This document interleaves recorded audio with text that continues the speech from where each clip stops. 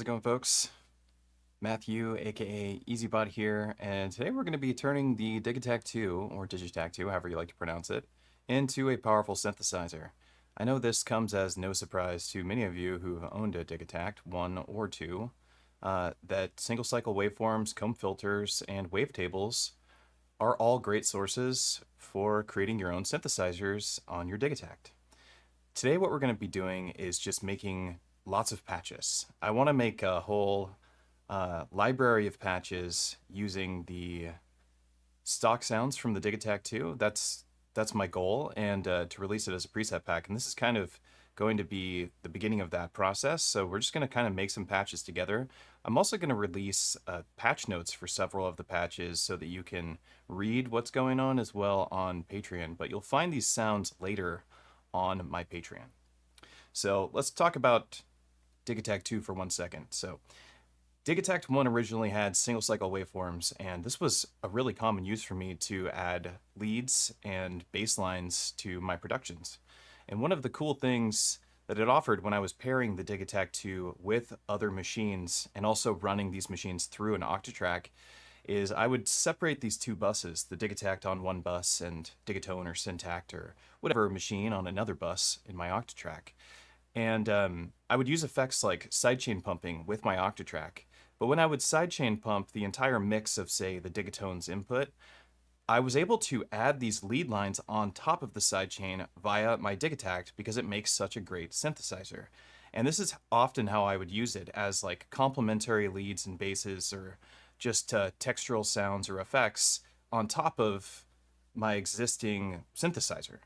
Today we're going to kind of ignore that idea and just make synthesizer patches. And we're going to start with some simple stuff, and then we'll move into using the comb filter and wavetables and go from there. And everything can be done just the way I'm doing it here with a Digitakt 2 without downloading any samples. This is just stuff that you have on your Digitakt. With that being said, a word not from our sponsor, LaCroix. Please sponsor me. I'm desperate. All right, here we go. Here's our Digitakt 2. Man, coconut. Ridiculous. Scoot the deluge out of here. Let's get started. I love this machine so much. This is my favorite Electron box, and like it's been battling with the Digitone 2 for favorite Electron box. They're sharing a lot of the same features now. I mean, you can make a beautiful piano patch on a Digitakt 2 now, like you can on a Digitone. It's a lot easier on the Digitone because it has the drum synth, and that will just give you transients. But there's ways to emulate that on the Digitakt 2. And I'm just going to go ham on this for the next 2 hours, making patches and trying different sounds out and pairing them with different effects and modulation sources. And hopefully there's something for you to learn, or maybe you'll share some ideas in the chat for me to learn, and we can just share the knowledge with everybody. That would be sick. The very first patch we're going to do is what I guess would be referred to as like an acid growl. This is a really simple patch. Starts with a sawtooth wave, so that's what we're going to grab first. And I'm just going to talk through this whole process so you know exactly what to do with your Digitakt 2. So I'm on track 1. We'll just use the whole 16 tracks for our first patches, and maybe we'll only do 16 patches throughout this whole thing as we're discussing and working through this. And I think that'd be plenty, honestly, for the next hour or two. But this is how we'll start, track 1, and then we'll just move through the tracks and just create patches this way. So I'm going to go into my keyboard because it's just going to be easier for us to do things here. Into my source menu, and I want to grab a sawtooth wave for patch 1.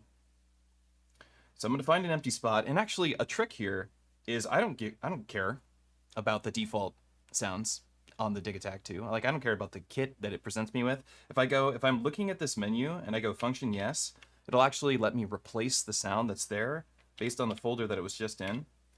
And it's just good to know. So I'm going to go to the oscillator, single cycles, and we want a saw. So I'm just going to hold shift, or function, and the down arrow, and that'll move quickly through the menu until I get to the S section and grab myself a saw.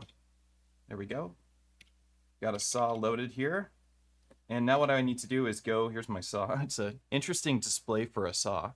Now I want to go and turn this into play mode forward looping, this will make the saw oscillate. This is a single cycle waveform. So this is just a cycle of a wave. You can do this with any sound. You can grab a cycle of any sound and turn it into a synthesizer, essentially. So if you ever get interested in doing that, you can do that right on your Digitakt II, or many other samplers that allow cycling when it comes to the playback. So now we already have a synthesizer. I'm going to bring the level down because it's going to be loud at first. There's no filter on it, so it's just a sawtooth wave. As you can hear, it's quite loud. So what I'm going to do is bring it down here in the amplifier as well. You can see my ADSR is set to just blast this sound. Like it's just a gate, an open gate. I hit the button, just the gate opens. So we would need our ADSR to change. And I'm going to dial this in right now. So I think I want it to be the length of a note. When the note symbol is active in your ADSR on your amplifier page, this means that the gate will stay open as long as my button is pressed on the keypad, or as long as a trigger is in the sequence. So if a trigger length is 8 steps, this will stay open with its full volume, or whatever volume I have there, or length of the sustain for 8 steps. We actually want to change it to an ADSR anyway, because we're going to treat this more like a synthesizer, but it's good to know how that other envelope, it's more of a drum sample envelope. Okay, so what I want to do is bring this to like 100 decay and set the sustain at 30 and the release at about 20. Let's go like this. Bring this down. This about here, and now we have a simple sawtooth wave sound, but the real trick to this comes with the filter. So let's go over to our filter page.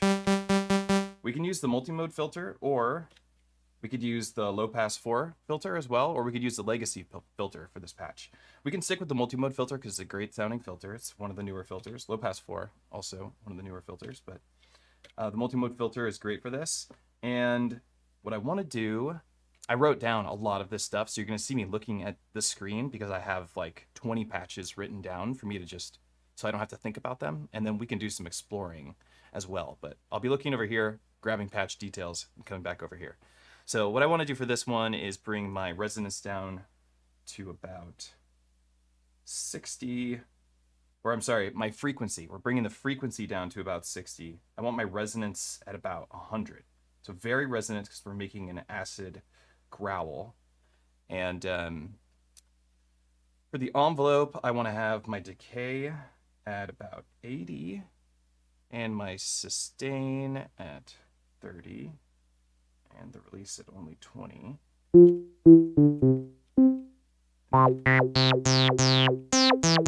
We'll just bring this down a couple octaves. Extremely acidic sounding already, perfect. But we're not done with the patch yet. So we also want to add a LFO to the filter frequency. I want it to be a random LFO. And how did I have that set up? I wanted it to modulate the filter cutoff at about 30. And let's get that depth going.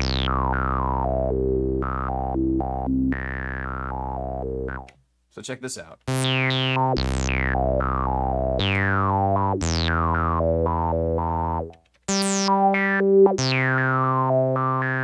Speed this up a little.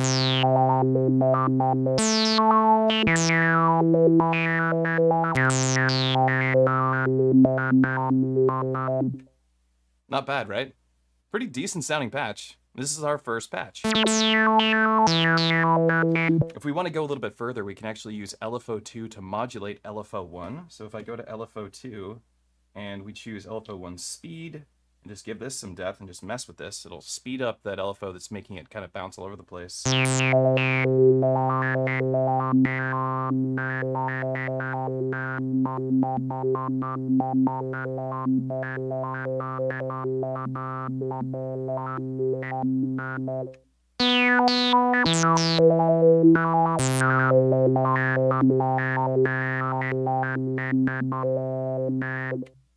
If we want to add some effects to this, we can go into our effects section, and some overdrive would be really nice because it is an acid sound.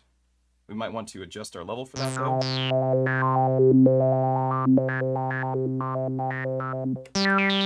Let's go down a bit.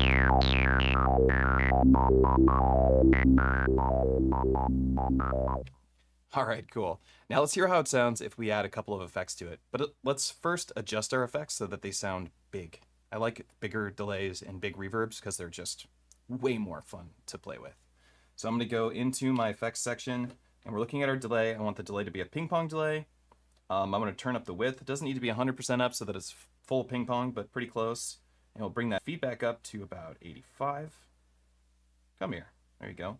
Go down. This is our reverb. I'm going to bring the decay up to about 100. And then we can leave the chorus alone because it actually sounds pretty great the way it is. And now we can see what this sounds like to add.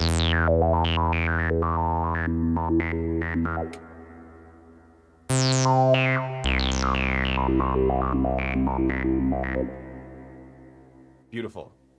Let's hear how it sounds with some delay.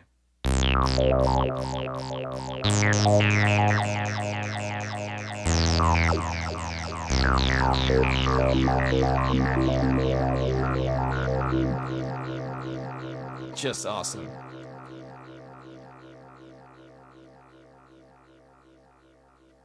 Cool, that's patch number 1.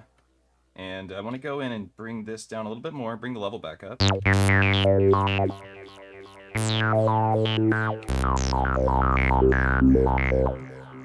And let's save our patch. We're going to call it Acid Growl. And we're going to go save, and I want to go to bank C because that's where I've been doing my patches at. Whoops. Select bank C. Yes. Okay. Scrolling up to my patches and bank C. Call Acid Growl. We've got our first synth patch done of the day.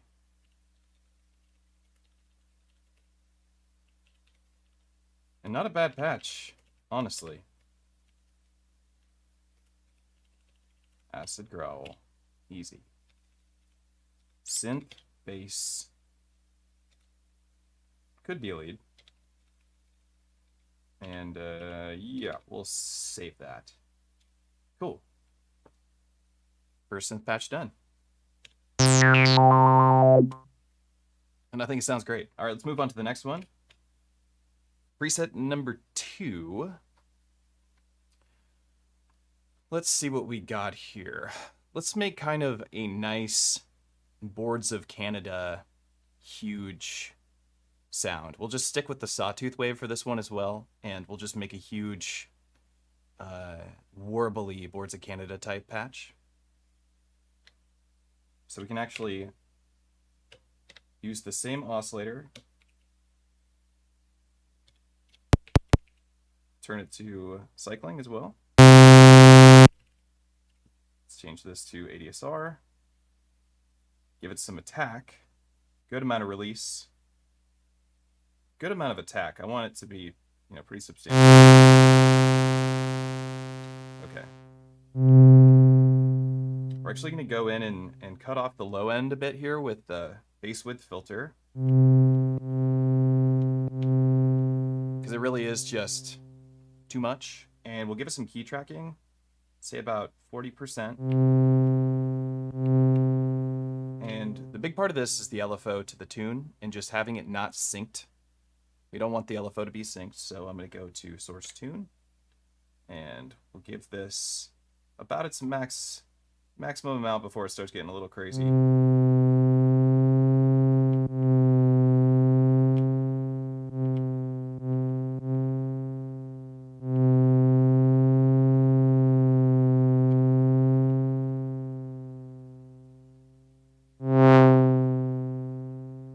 Bring up this envelope here too. Let's go up a couple octaves.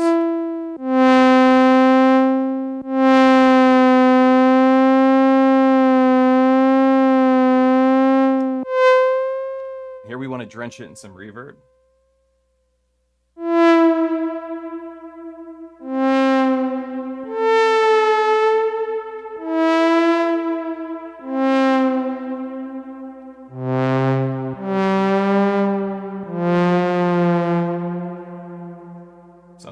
Let's see what it sounds with some delay.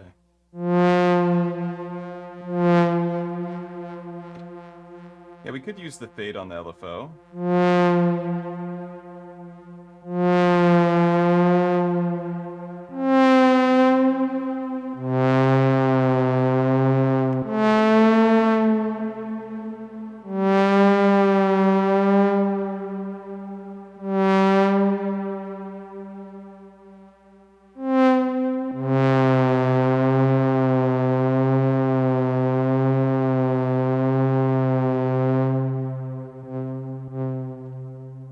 Let's try out a couple more effects.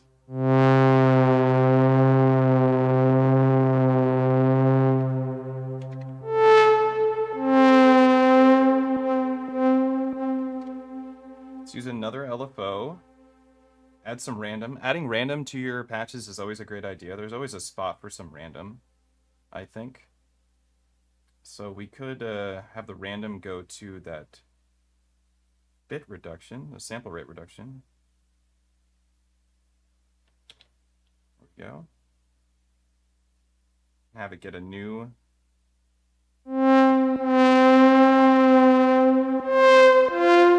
reduction value every time.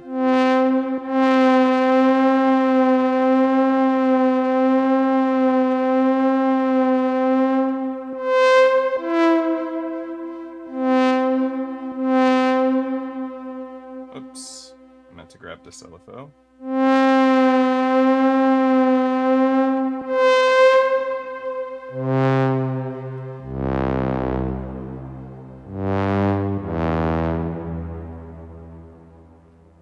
Sounds insane.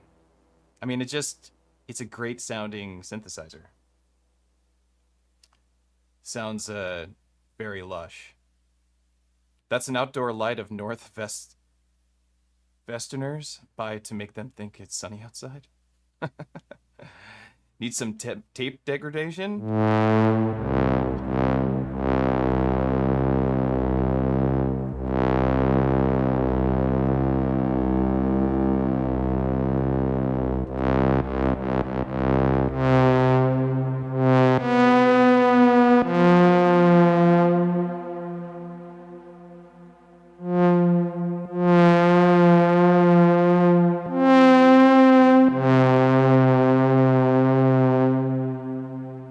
Sounding pretty good.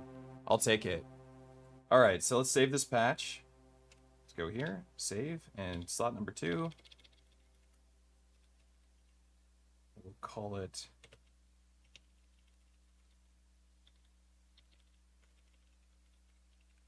Boards of DT.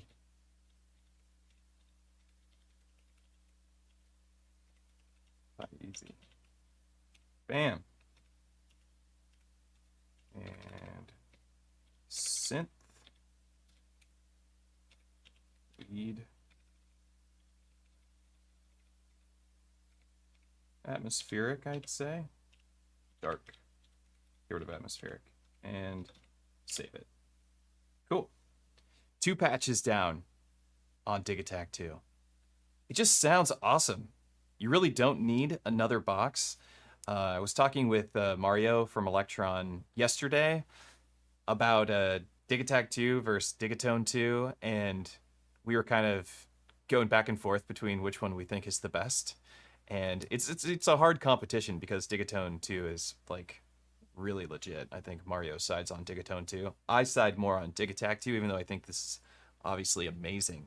But I love the Digitakt 2 because I love the exploration idea with the I mean, they both can explore very well, but that I can explore my external synthesizers in my studio through the Digitakt, and or even just grab like sounds like the sound of metal against metal and record it and then put a comb filter on it. Like that's just not something I can do in any other devices that I own other than my computer, and I love that about the Digitakt too. Cool. All right, let's make another patch. See if I can find one. All right, here we go. Let's make a bass patch. So this time we're going to use a square wave. So let's go to track 3 and let's replace this with a square wave. So into my single cycles, we're looking for S. I want square.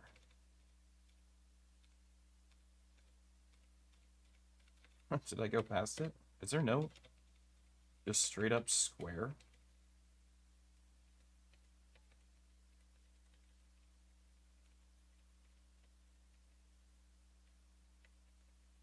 Give me a square, yo.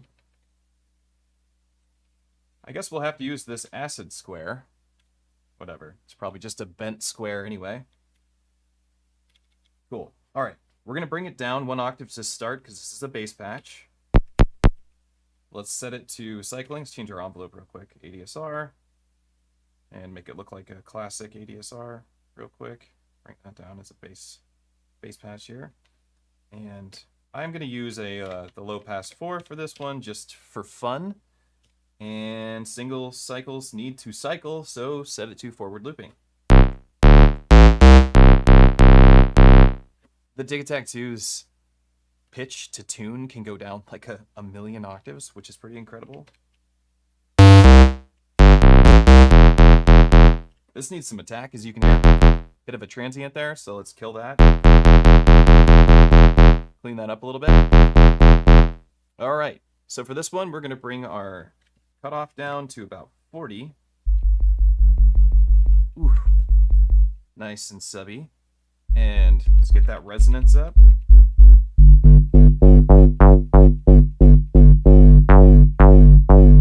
Extremely subby. Want my decay to be at about 70, I think. Or no, do I want my decay to be?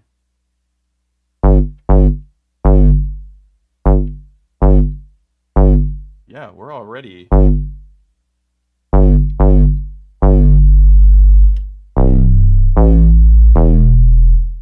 Yes. This is going to sound good with some overdrive and some chorus.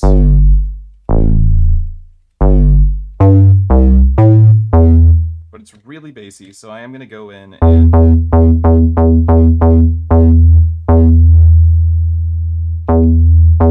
clean it up a little bit with the bass width filter.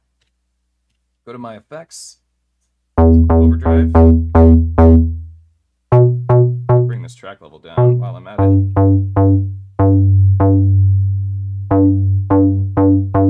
Sounds pretty cool, some chorus.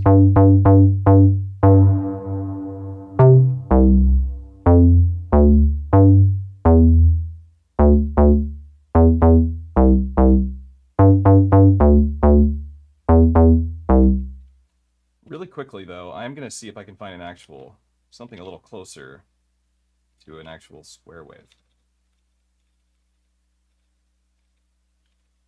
What does a classic look like? FM square? Let's see how that looks. No, that does not look like a square wave. Get out of here. Get out of here.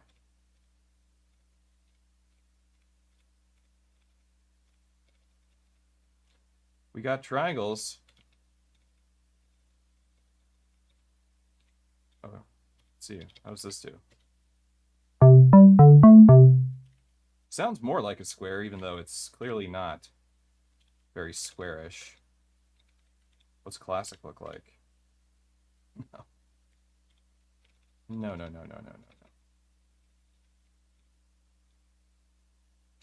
I guess we're gonna stick with the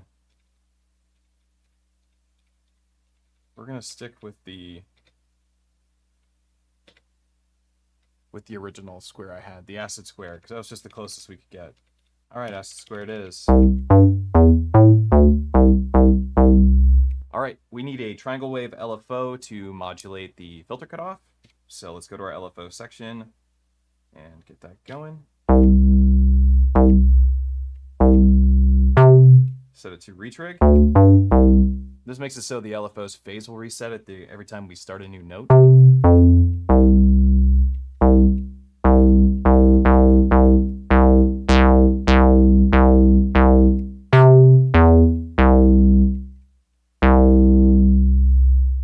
Make it move a little bit faster.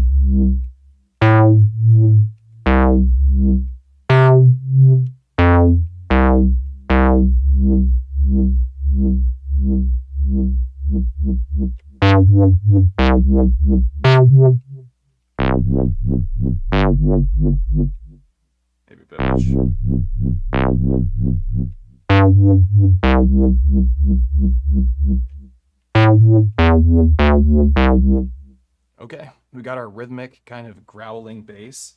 We can make it growl more with bit rate, I think. We can also try and distort the waveform itself with some FM, but maybe I won't do that.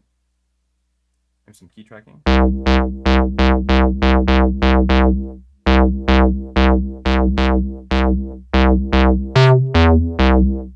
Cool. All right, save our patch. Let's call it bass squared.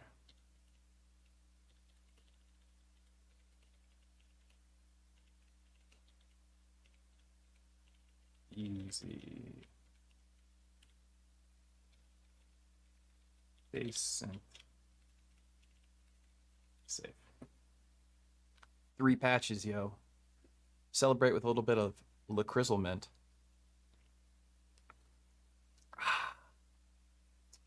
Pure gold. Nectar, I'd even say. My mic volume is super low compared to the Digitakt.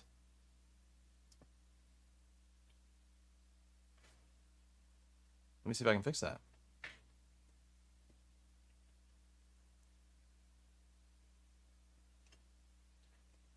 How's that?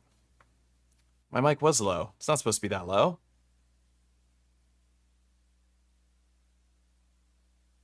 Yeah? Alexander Hinton. Well, well, well. Way better? All right. Why didn't anybody come over here and tell me that my mic was low to begin with?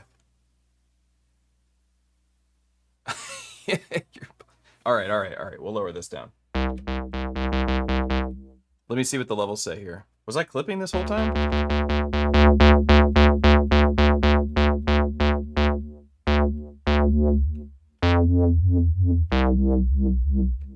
Nice.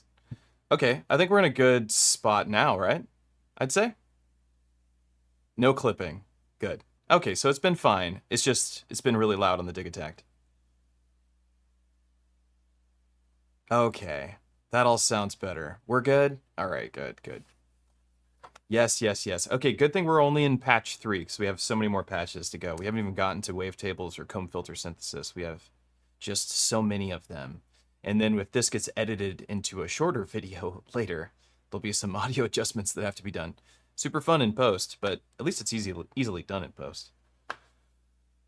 All right, let's try this patch out that I snagged. So basically what I was doing, for me to come up with these patches, because I have a whole bunch of patches written down, I think I have like 40 of them here, and I'm just kind of randomly selecting some that I think would work on the Digitakt. They're just mono synth patches that have 3 LFOs at max. So that's what I'm doing. I have like a bunch of patches that that work on just classic mono synths, and I'm porting them over to the Digitakt right now. And some of them I just know from heart, and some of them are patch recipes that I've stumbled upon. Just random stuff off the internet that works on the Digitakt. So this one is a textural patch. Let's see how it sounds. This one uses noise. Just go to patch or track 4, which will be patch 4. And let's change this to a noise sample, which is in textures, right?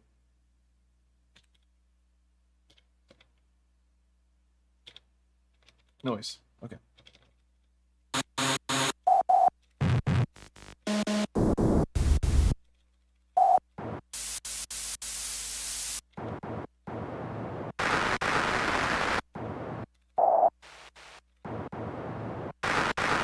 I like that one because it has a lot of high end in the noise. All right, we'll take that. See if we can pull this one off. All right, this one uses a bandpass filter, so that's where we'll start. I'm gonna bring it down to about the middle and give it a good amount of resonance.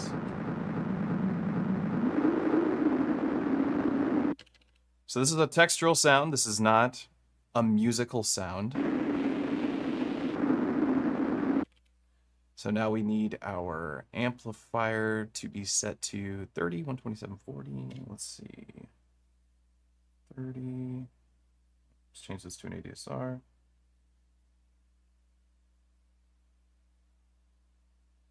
And 40. And then what do I want this to be at? A long release, huh?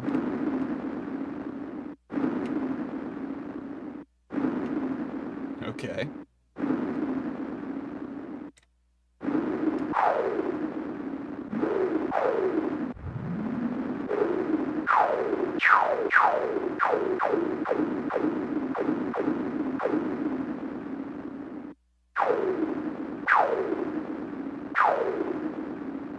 And let's see.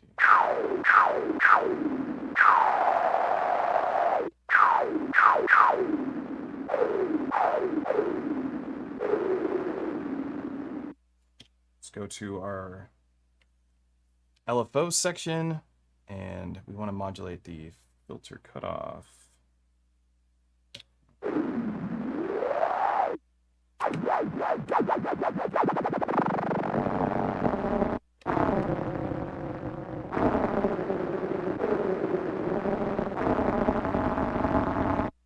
So right now I'm going into audio rate.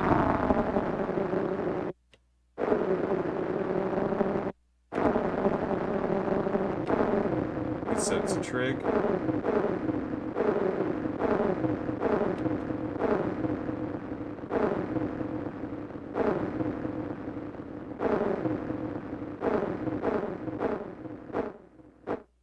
Actually kind of like it like this, right?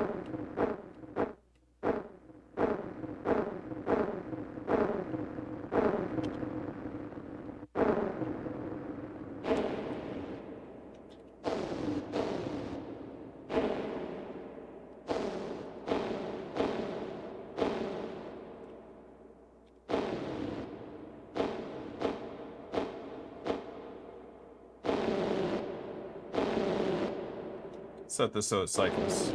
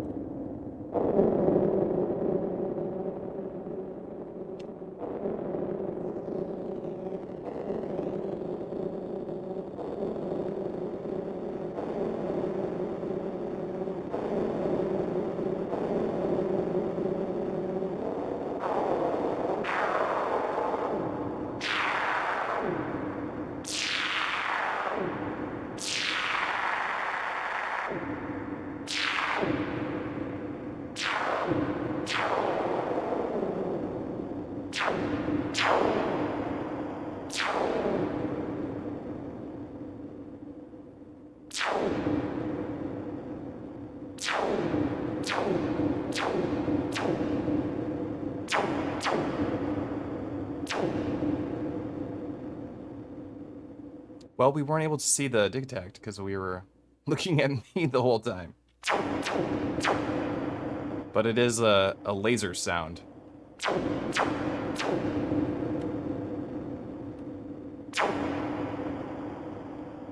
Hold on, we gotta make that. There we go.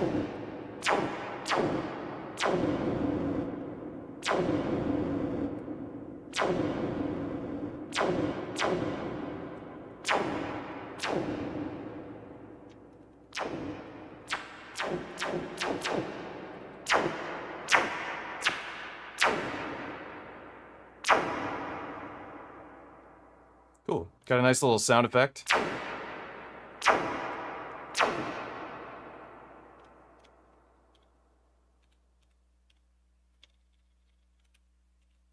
We'll move on from this one back into the more pretty stuff. Let's go, whoops, to the laser room. Because it sounds like a laser fired in a big room. And this is a texture, a sound effect, synthy sound, and we'll save it. Okay. Number 5. All right, what do I have here? Let's jump over to a wavetable, shall we? Okay, for number 5, we're going to use a wavetable. So I'll go function yes here and go into oscillators, wavetables.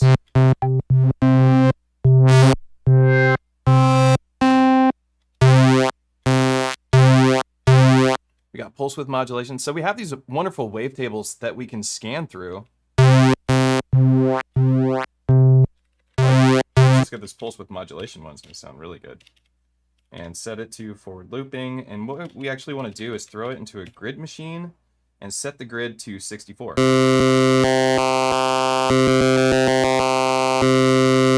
We do, of course, need this to be in ADSR once again.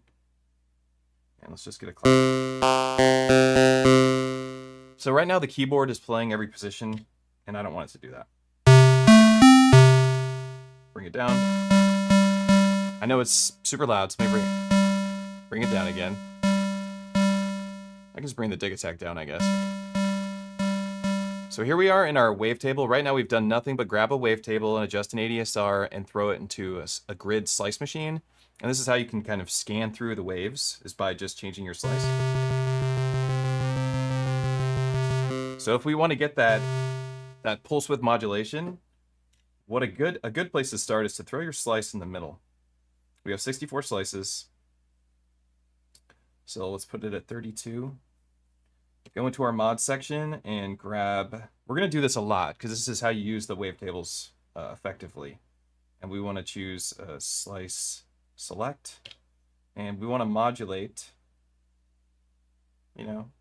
within that region.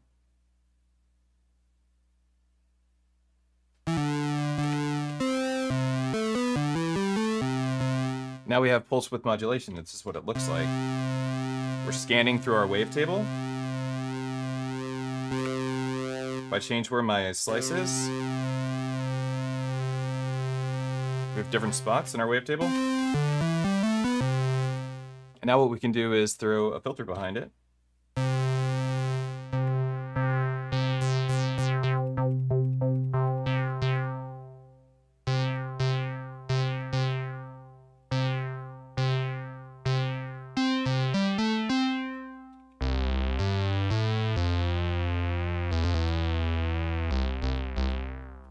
Pretty sick. Turn up that, what would be the pulse width modulation.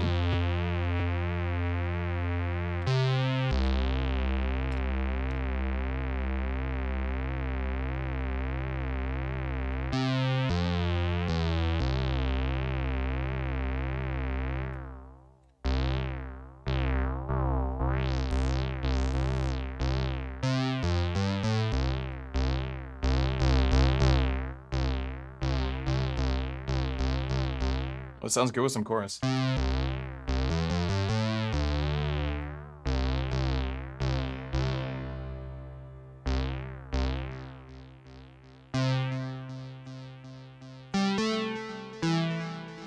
Here's our SH101, right?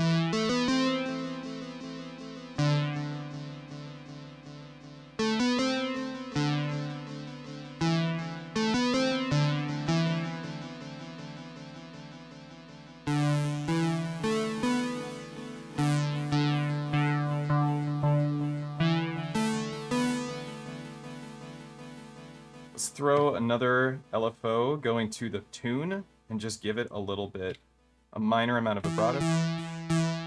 Just to liven it up a little bit.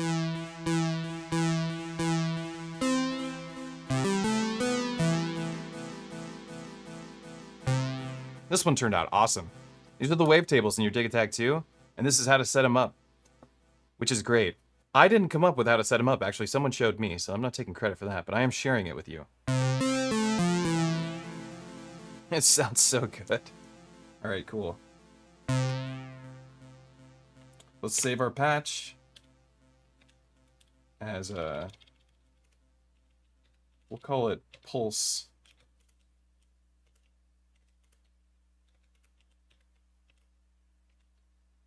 Pulse width. Pulse width it. That's what we're going to call it. Pulse width it by Easy. It is a synth. It can be a bass. It can be a lead. And it is vintage. And save. 5 patches in 5 seconds. Not really, but 5 patches quite quickly, I would say.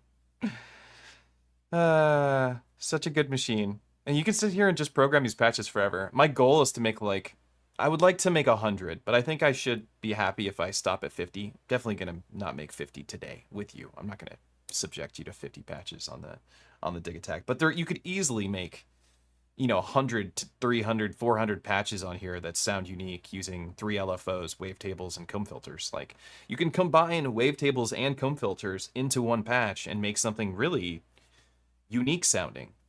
It's so powerful. And then you can resample, of course, which is great. So like once you have a sound like this, you could actually copy it over to these other tracks, and then stack them and create a chord and then resample the chord, and then you have a chord made on your Digitakt. You don't need anything else. And it's a polyphonic chord, not a paraphonic chord. It's a real full chord made on your Digitakt this way. This is like good stuff, This is why this machine is so awesome to use. It's really quite easy to get this stuff going. And the screen, the display is so nice. The reason why I'm like even talking about this like I'm trying to sell you on it, which I'm not, because whatever, don't buy a Digitakt II, do buy a Digitakt II. They're dope. That's just what I'm getting at, is that they're sick. I have a lot of groove boxes in here. I got the Deluge over here. I got tons of modular, I've got a bunch of groove box stuff in the studio here.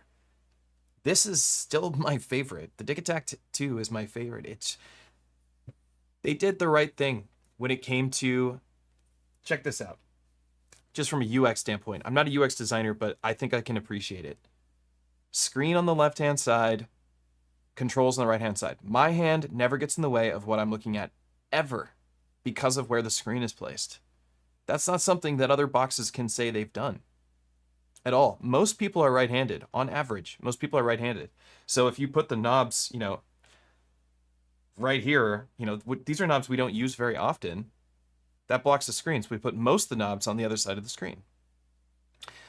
Another smart design. But also, the knobs correlate to the 4 parameters on the screen. So we always have 8 parameters that we can see, and the 8 knobs always correlate to that, so you don't have to think about it at all. You don't have to go, which one is it? You just go, oh, that's 1, 2. You know what I mean? There's something about this that just makes it so that I can explore this machine so much faster. And this goes to, Digitakt, Digitone, Syntakt, Octatrack, kind of. But yeah, it's just good. It's good stuff. So, big fan. I'm a big fan. And the wavetable patches are awesome. Once you unlock how to use the wavetables on Digitakt II, you're going to want to use them all the time. OT is the super wormhole. Behringer will do the same interface with one encoder. Behringer did the same interface. Is that not crazy? Tell me that I'm not the only one who saw that they literally used the exact graphics. Like, they just copied the graphics entirely for that, like, what is it, a Lindrum or something that they copied? It was crazy when I saw that. I was like, you really don't care at all. People really don't. People do some crazy shit. That's crazy. Like, nobody cares. I care. When I saw it, I was pissed. Straight up. I was like, not cool. Like, that's just not cool. That's my favorite machine, and you're just like, you're giving it a bad rap. But, man, at the same time, Behringer's making it affordable for people to get synthesizers. And innovating mildly. I don't want to get political on here. But I don't like what they do. But I do like the idea of getting some cheap synths. It's a hard line. All right, more patches. All right, we saved that. We're on patch 5. I like that I can just see what patch we're on. Let's go to patch 6. Let's use the comb filter. The comb filter is really fun. We'll jump back and forth. We'll do comb filters. We'll go back to wavetables. We'll go back to single cycle waveforms. I'm feeling an itch to play with the comb filter. So let's do it. We still need to get our waveform. I'm gonna grab a noise sample again for this one. So let's go here, and hey, come here. Do we want us? No, I want textures, noise.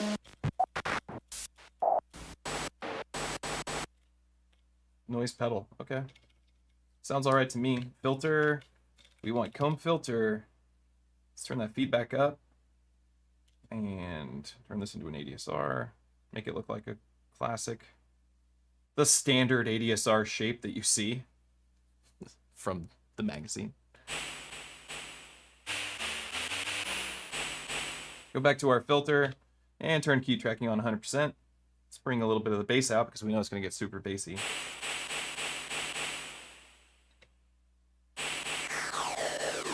Something cool to note about this is if you hold function and you use your E encoder, when you're looking at your comb filter, this is going to be an octave. This is an octave, an octave, an octave, an octave, and an octave. These are all octaves on your comb filter.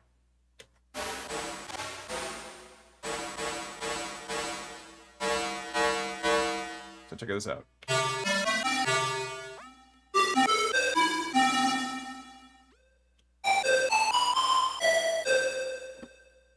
How nice is that? I mean, the patch is definitely not done. I want it to be a pluck, so let's make it plucky.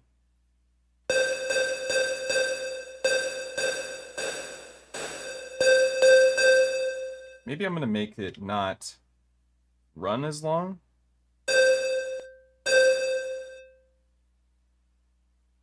Forward.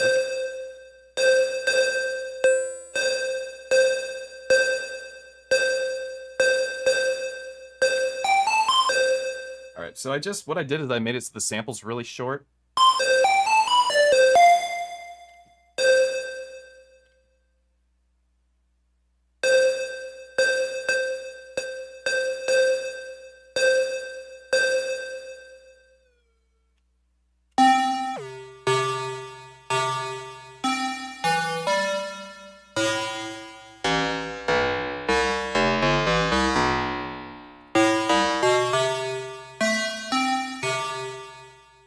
That's cool.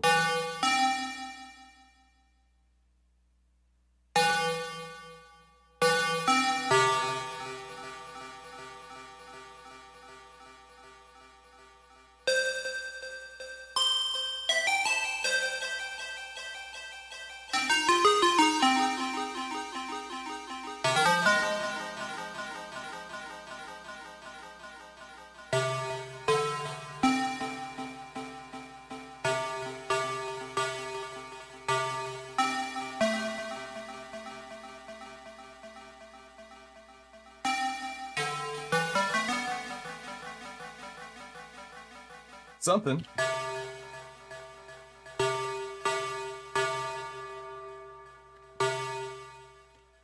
Let's go to our LFO and not the tune. We want the filter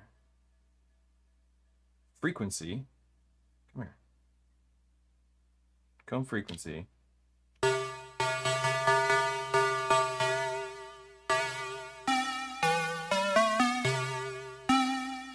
We could use another LFO. I wonder, do I have the source level? Sample level.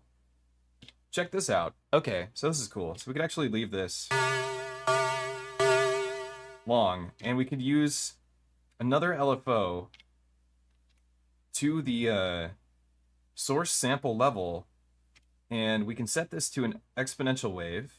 Set it to trigger 1, so it just triggers the one time, and then bring our sample level down and use this as our volume. Oh, no. Why does it keep resetting?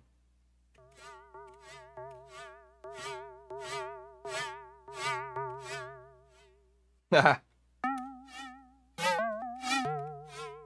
How cool is that? Oh, wait. My exponential envelope's gone. There we go. And my retrig.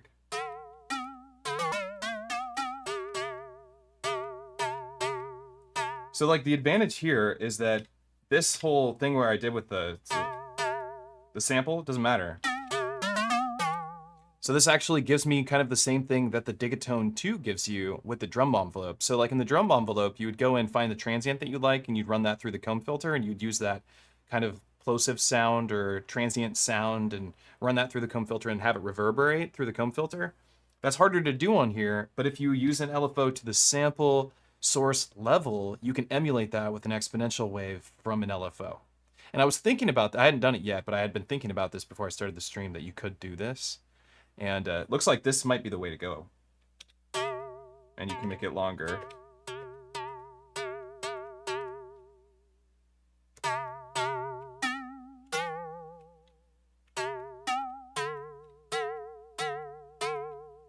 And yeah.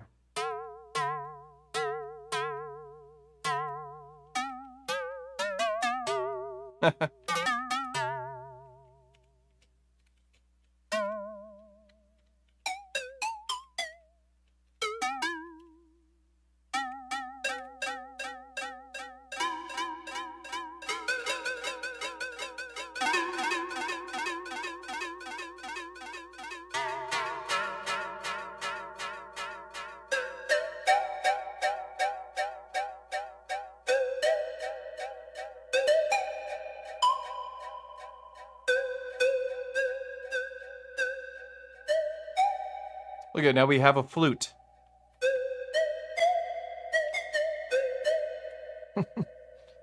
Wish I could play the little Zelda theme.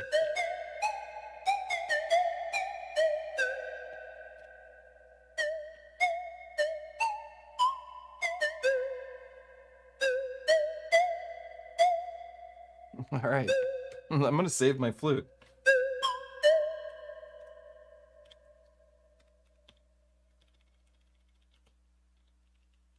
Comb flute.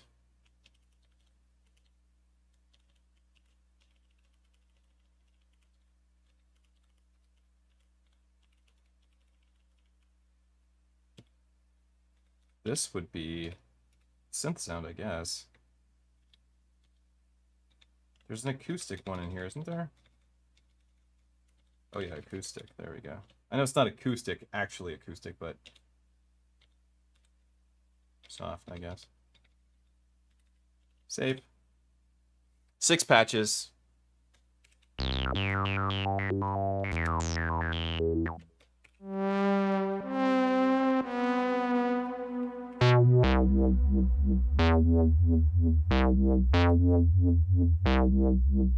Nice.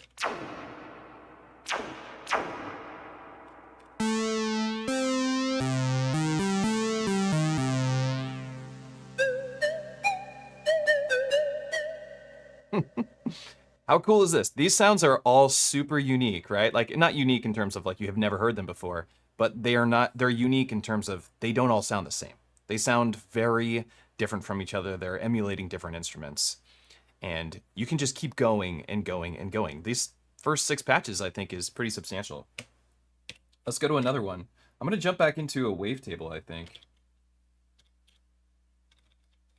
Because I'm really digging the wavetables, and I want to go...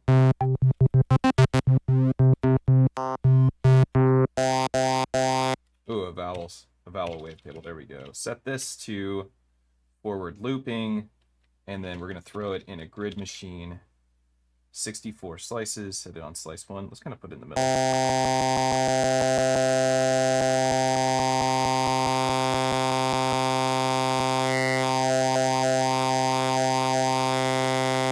Cool. All right. And let's give this an ADSR again.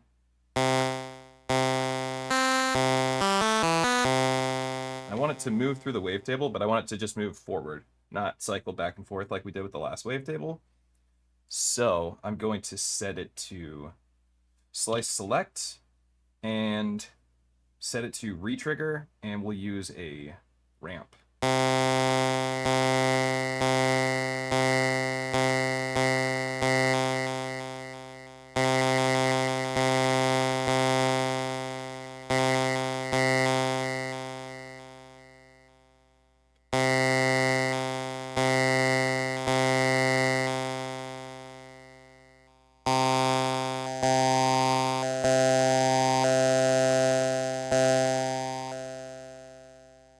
phase reset.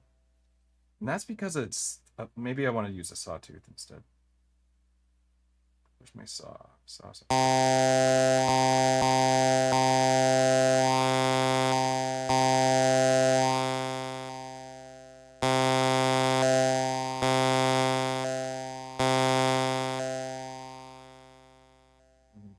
goes down, and then it goes. This also changes the. Yeah, I don't want to do that. No, I guess we still want to stick with our ramp.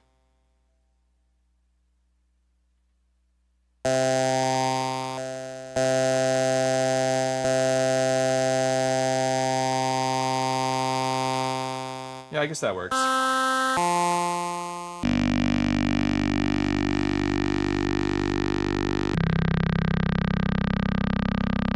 Yeah.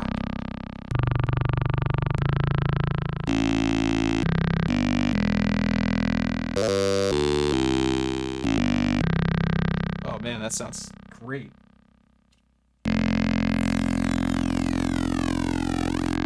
That could sound cool. Oh, what?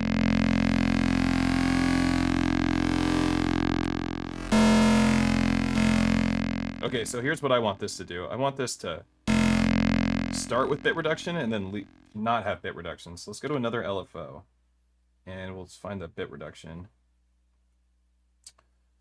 Where are you at? Where are you at, B? Trigger on. We'll also use a ramp. Or I guess we could use an exponential wave and have it go down. No, we want it to go up and just pluck really quick. There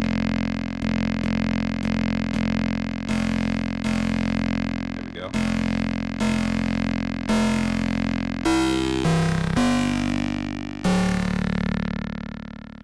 Sick.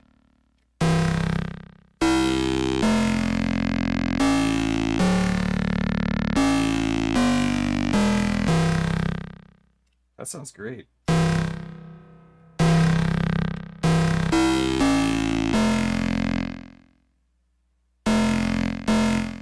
Let's add another LFO to the tune.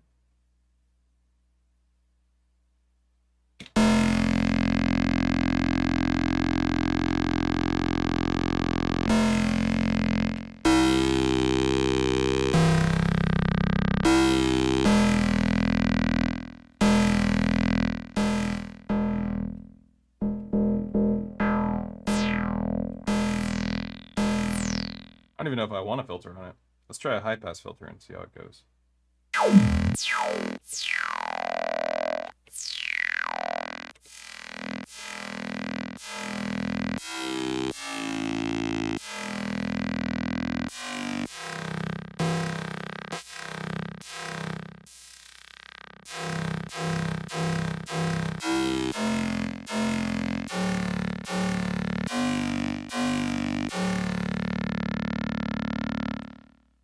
This is crazy sound.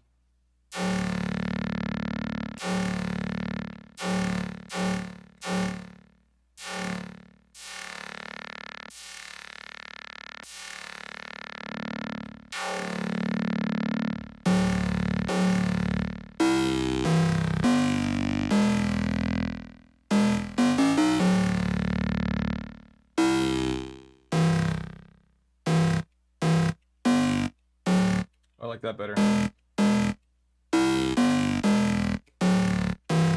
Really dynamic sound. A lot going on.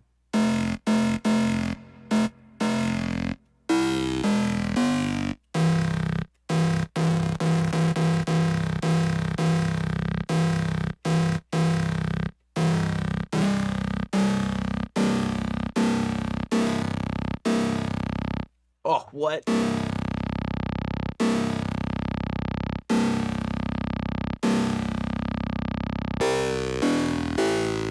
This is too good.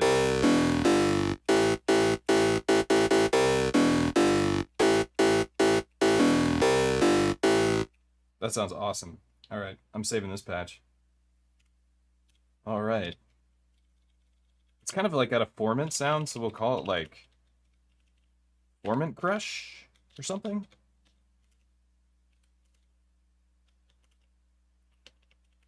Formant Crush.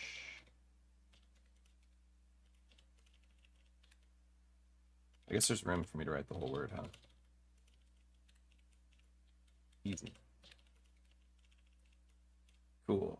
This is a synth bass. Electronic? Yeah, I guess.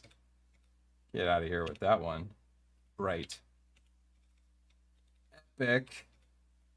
Epic patch. Save. Nice.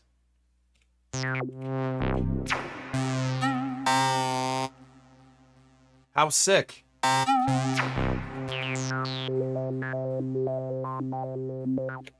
That's my favorite, though.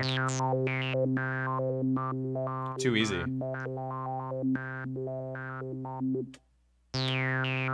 Easy Gold is the new name. Golden Axe? Oh my god, I love Golden Axe. Golden Axe 2, specifically. When I was young, my parents owned they owned restaurants, pizza restaurants, and here in Seattle, Chorus Pizza, if you're familiar. And they would have booths at festivals like Bumbershoot and Italia Fest and Folk Fest and all these other cool festivals that would happen here in Seattle. And they would come home with just massive amounts of change. Just massive amounts of change, just because people were paying with change. Anyway, just lots of change from these festivals. And they would just leave it around the house, just like these big things of change around the house. And I would take the change and go to Godfather's Pizza. My parents owned a pizza place, but I'd go to Godfather's Pizza because I was just sick of our like exquisitely good pizza, and I wanted the bad pizza from Godfather's. So I would take my friends, we'd go to Godfather's Pizza, and for $5, you could get all you could eat. So all we had to do is gather $5 in quarters, and then get all you can eat, and just one of us would pay for it, and then we'd both just eat forever, me and a friend or whatever. And then we just play Golden Axe. It had Golden Axe, Cruisin' USA, and what was the other one? It was a racing game, but it had guns on it. It was like a red car, and I forget. Not Ridge Racer. Is it Ridge Racer? And Galaga, of course. Which I have 99,999 before. Galaga, I have. My family had a Galaga machine at the restaurant, so I played a lot of Galaga. And I have maxed out the score on Galaga.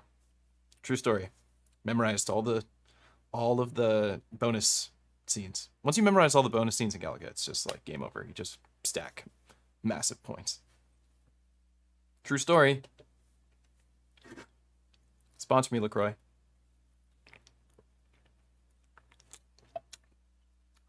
Carmageddon? I don't know about that. It was a long time ago. It was a long time ago. I think most people in this chat are probably about my age. In the 40s.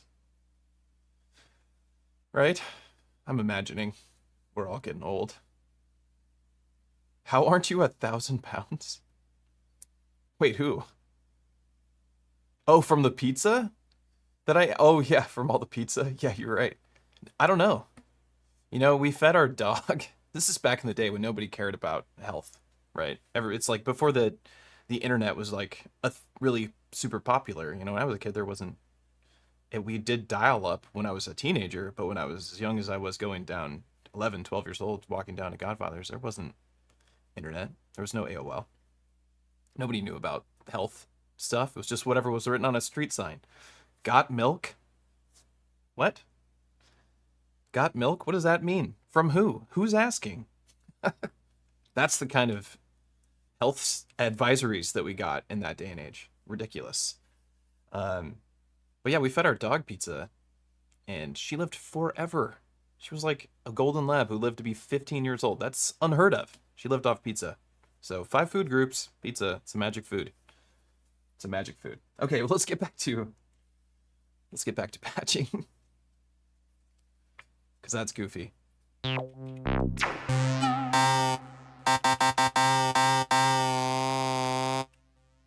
right. I'm going to do another wavetable one because I'm thinking that is my favorite now.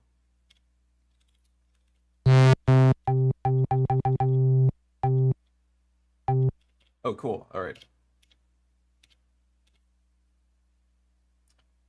what do we got here? So to cycling, then we change it to a grid machine, and we change it to 64.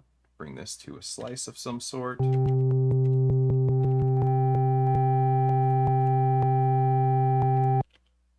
ADSR, a little bit of attack, because I can hear something I don't like.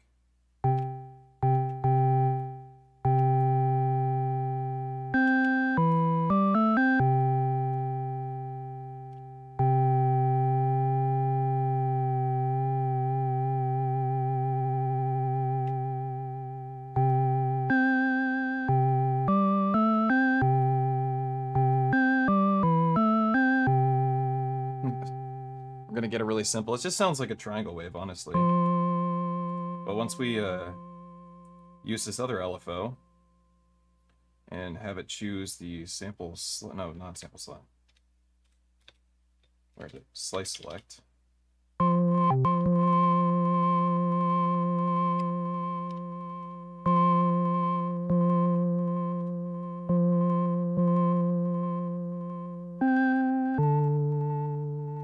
Maybe we don't want it to do that. Maybe we want it to be like a random sample select.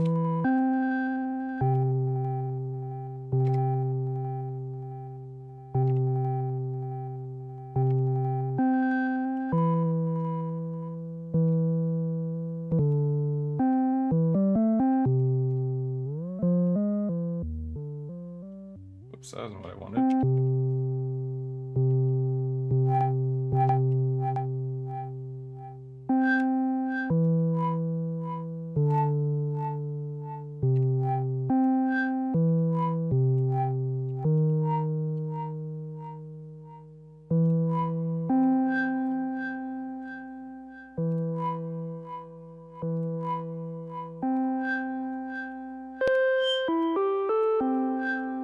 Bring this up an octave.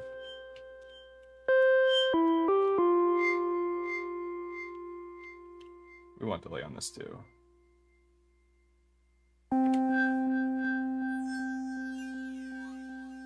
There's some little gold right there. Sparkle. Let's add some sparkle to it with another LFO.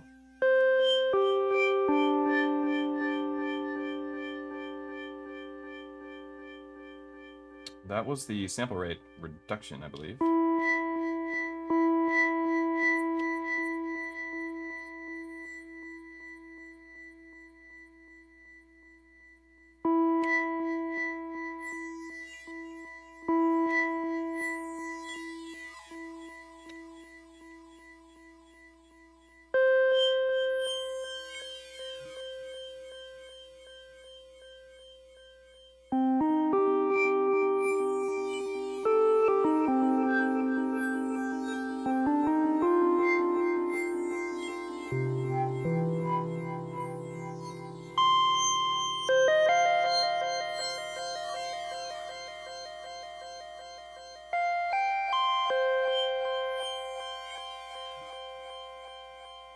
It's a nice patch.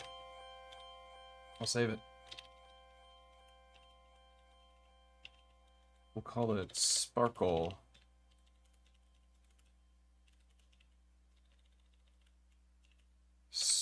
Sparkle Try.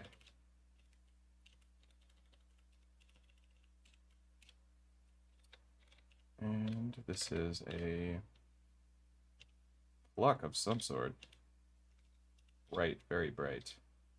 Atmospheric. Save. Cool.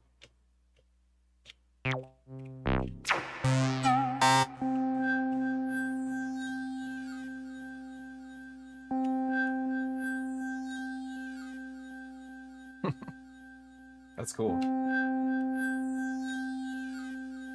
Maybe I want that sparkle to start a little earlier.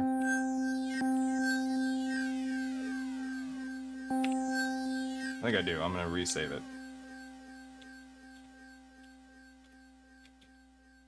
Okay.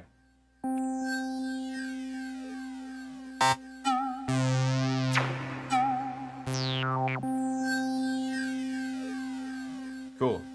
Digging it. Okay. Let's go over here and start another one. I think we'll do another patch from what I have over here. Let's do a Moog-Style bass, a Moogie bass. Should be an easy one. Should just be a sawtooth wave, right? Moog bass. Moog bass it is. Let's replace this with a Moog bass. So single cycles. Let's get another sawtooth. Oh, I actually really liked, there was a sawtooth sound that I liked that wasn't actually a saw. It was called hollow ramp. That's it. And it's not, it's not a saw, but it definitely sounds like one. A little bit more Formant-y. So let's change the filter to a low pass forward. Overdrive. ADSR. Make this.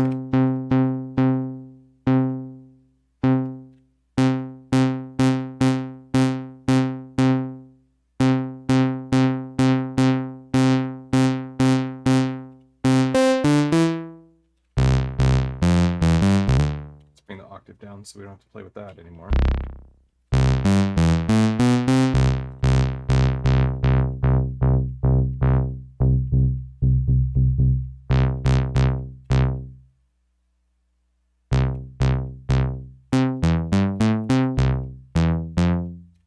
And give me a little bit of detune. A little analog goodness, speed that up. Set it to retrig. And to me, it sounds, it sounds Moogie. Kind of. Might need a different oscillator, actually. Maybe hollow ramp won't do it. Maybe it's hollow sharp.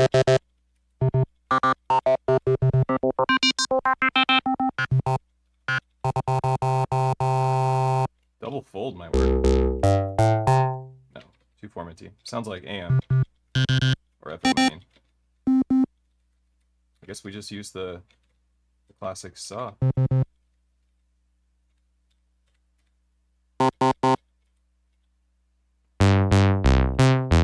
Yeah.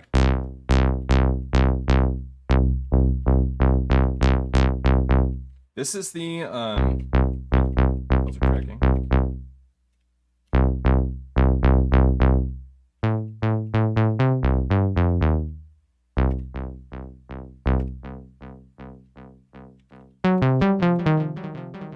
Oops.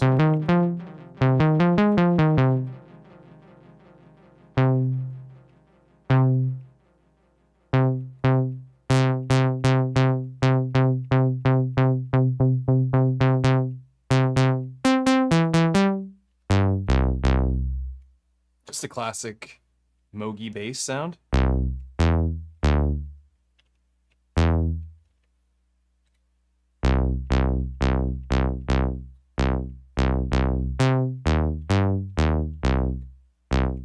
Yeah, sounds good. Simple patch, but it works. Call it Moogie.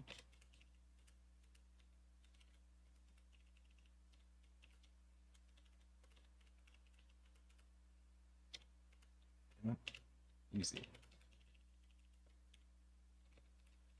We'll call it a synth bass and vintage, sure. Save. Okay. Oh, it does sound like a...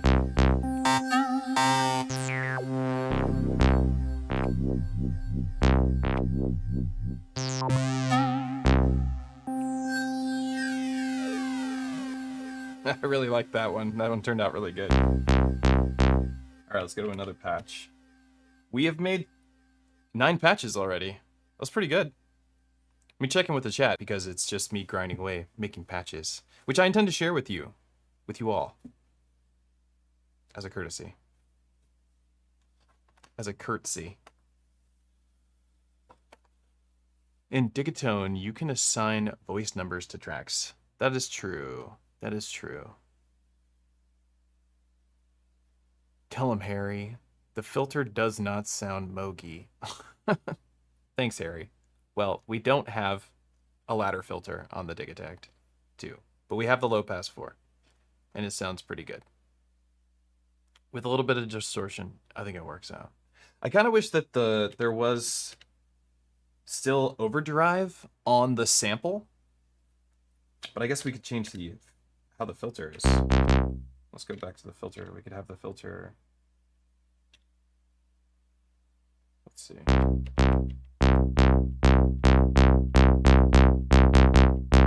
doesn't do anything.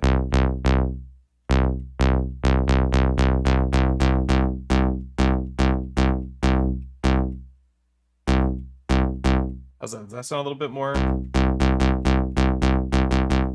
Moogie for you? It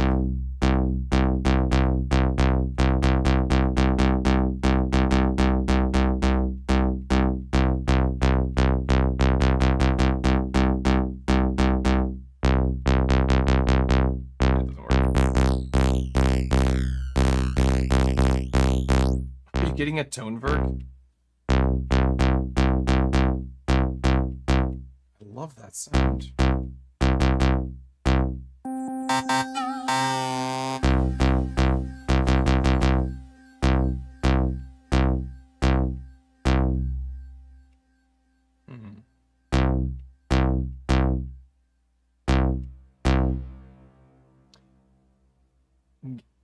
Genghis Kant, there is no tone verk. I've talked to Electron about it a bunch.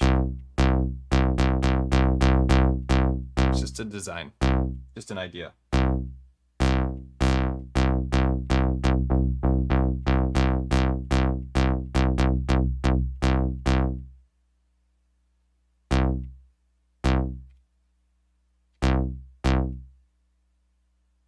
Yeah. Let's save that one too. Save this, number 10.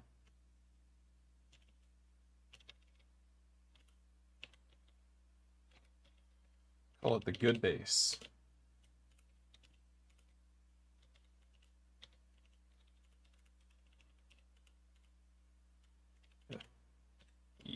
Damn it.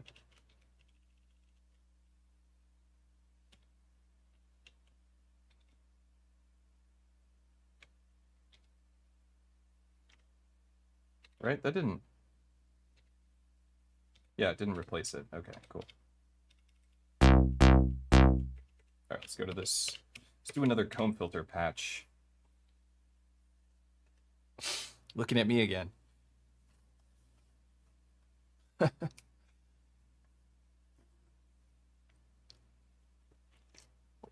You resampled it, you're going to play it next to your Boog.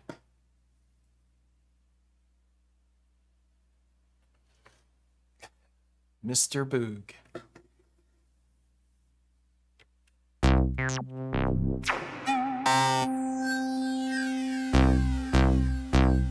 Yeah, I'm digging it. What if we use comb filter and a wavetable at the same time? Let's try that. Okay. Let's get just an empty sample. I don't care what slot it's in. Factory, oscillators, wavetables.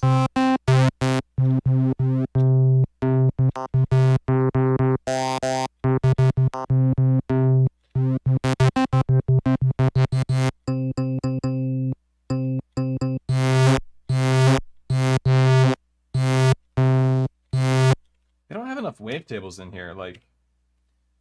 But I have to use theirs, because that's the whole idea, is so I can share these. But there's not very many. I have a lot more. I have a lot more that I could be using. Grid, highest resolution possible. Looping. Amplifier, ADSR. Drop this down here.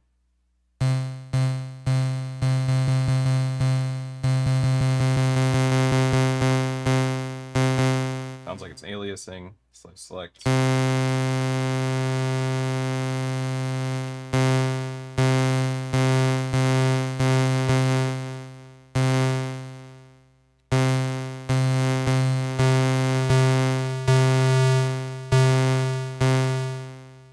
Okay. Turn that down a little bit. Sounds all right to me. Let's go to the comb filter. Filter tracking 100%. I don't need the envelope on there.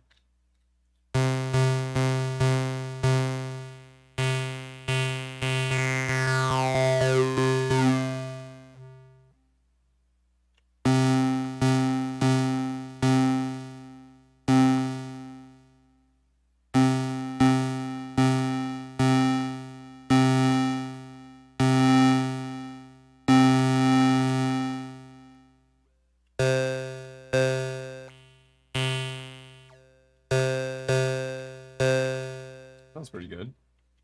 Let's get this one, have this go to... What do I want this to go to? The feedback? Yeah, comb filter feedback.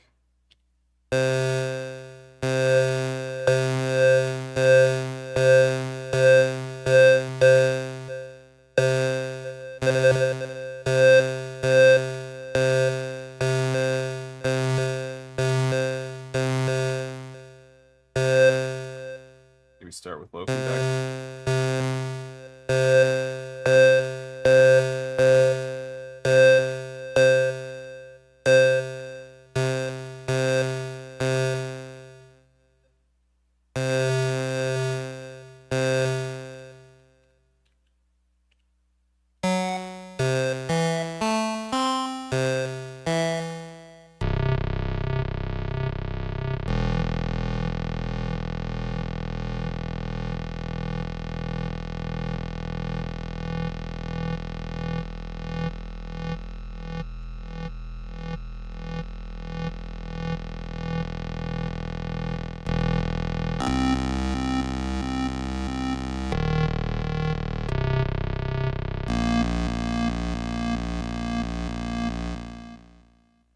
Ooh, nice.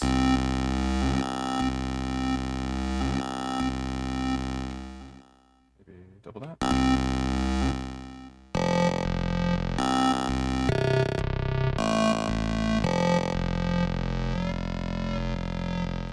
Oops.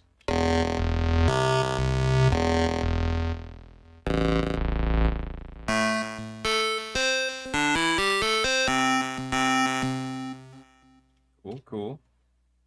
See what happens when we give it a long attack, make it a kind of like...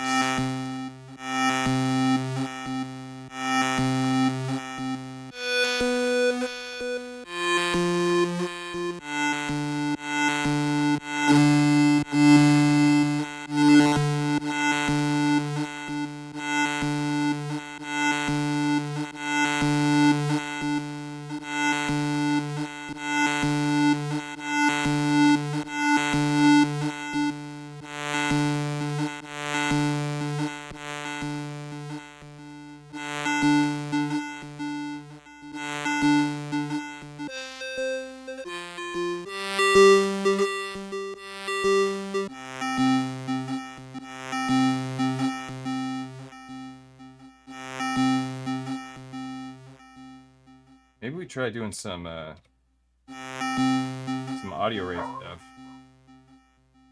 Let's go audio rate on the sample select.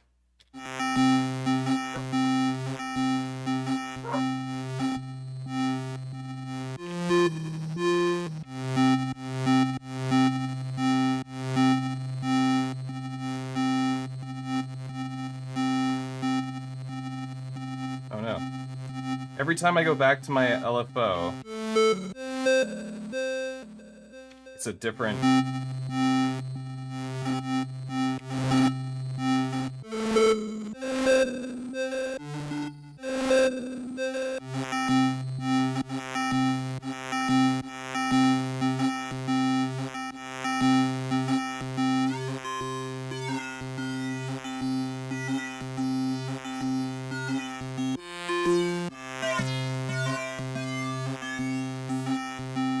That actually sounds like a way cooler thing to play with.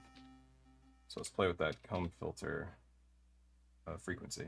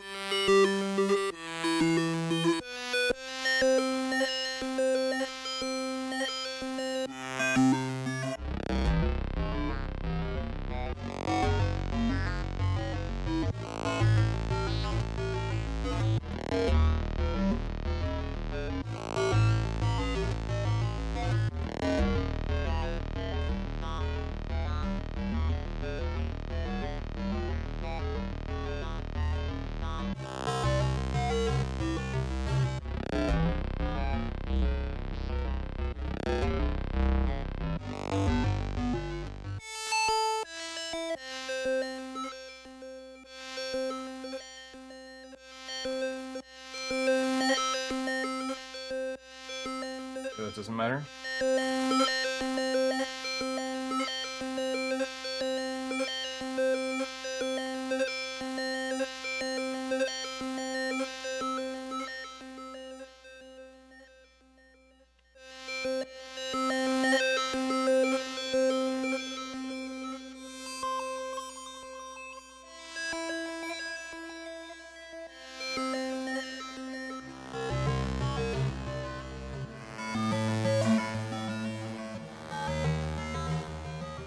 Nice patch.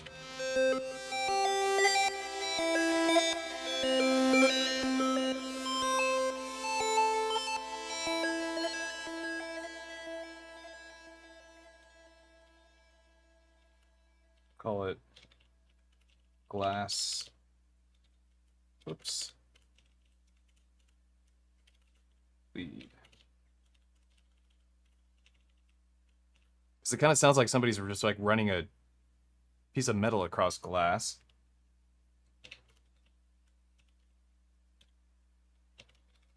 Synth texture.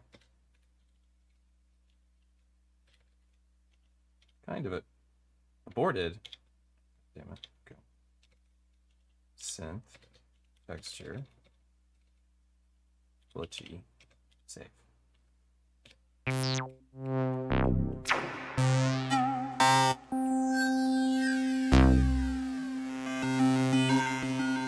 We've actually made 11 patches, but oh god.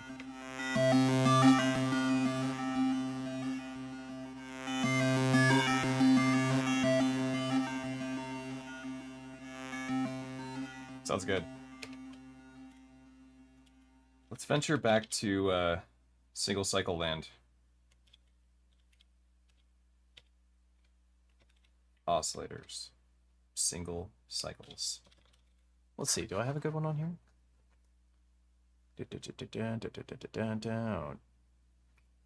We want mod? No. No, not a fan of that one.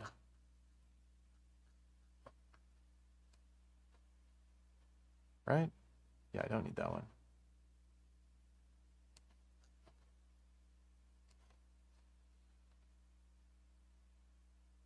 An Eerie Pad, a pulsing drone.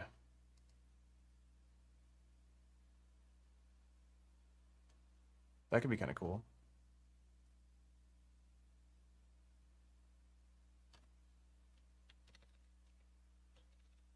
Let's do one with a triangle. Set it to cycling. Change this so it doesn't play forever.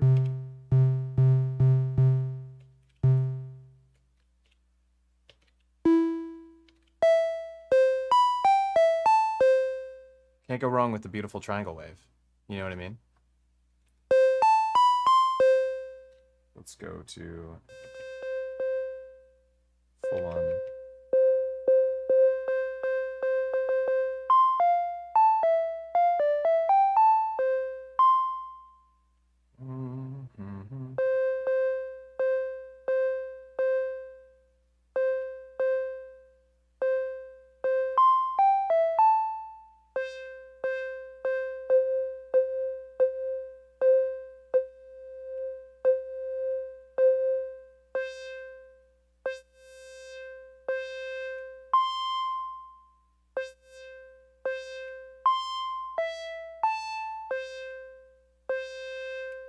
Nice little bones.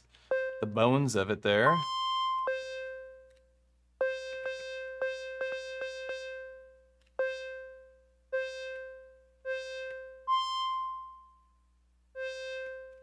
Set this to the tune, make it warbly. We're making an eerie pad, like.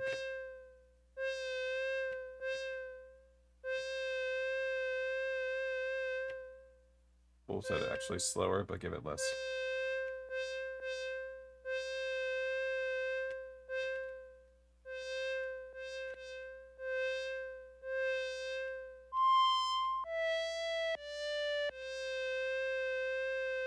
A little bit like the Boards of Canada patch we did earlier, but with a triangle.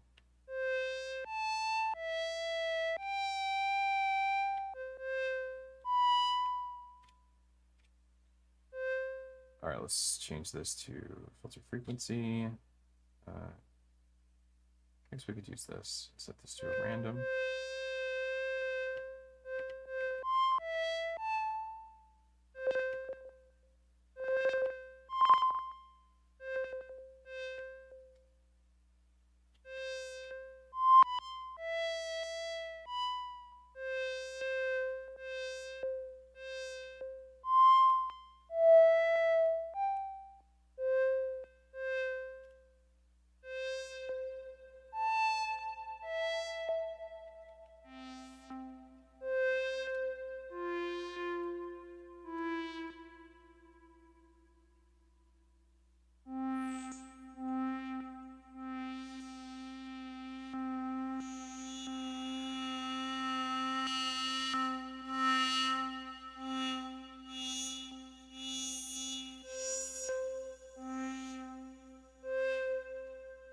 Envelope to the bit reduction. So let's go. Did I pass over it? What's going on? Oh, there we go. Set it to a one-shot exponential.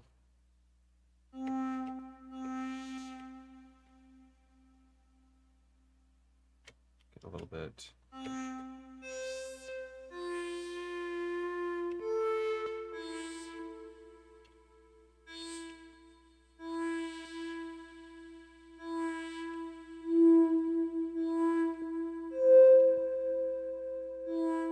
I like that spot, but it needs more filtering. This is our Eerie Pad.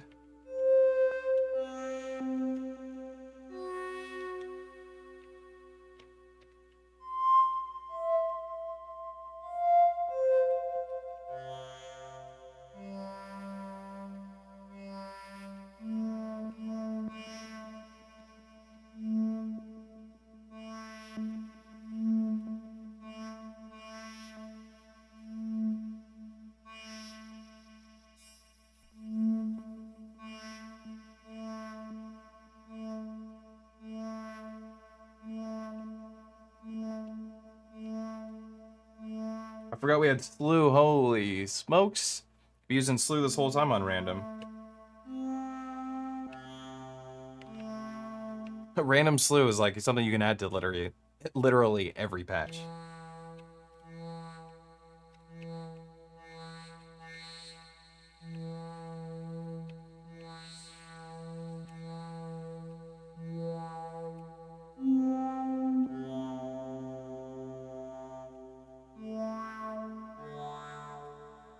I feel like we've got our Eerie Pad.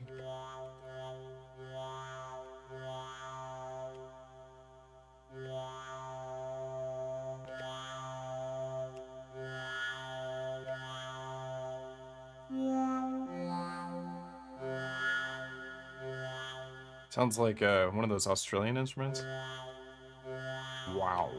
I forget what they're called. Save.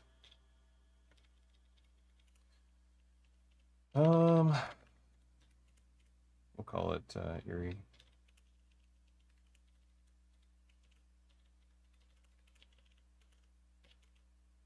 Damn it. Fingers moving too fast. Eerie Pad. It is a pad. It's a texture. It's a sound effect. It's a synth. And it is saved.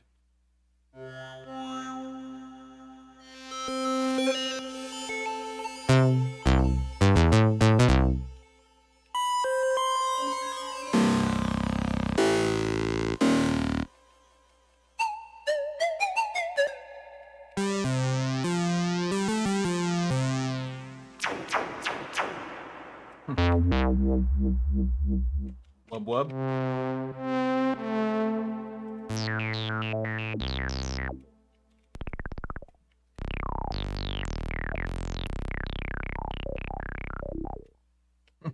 Nice. Whatever, this patch is so much quieter than the other patches. Nothing I can do about that.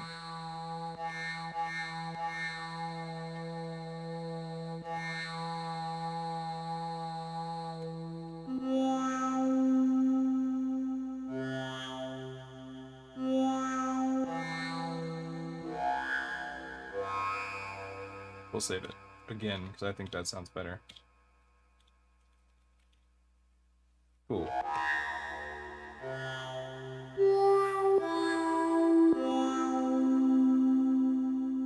Awesome. More patches. All right, let's make some, like, I'm gonna do another pulse width patch like we did before with the wavetable and the pulse width modulation sound, but we'll make it a bass patch so we can get a nice classic kind of SH-101 bass. So let's go here, and we could actually, where was that one that had it already?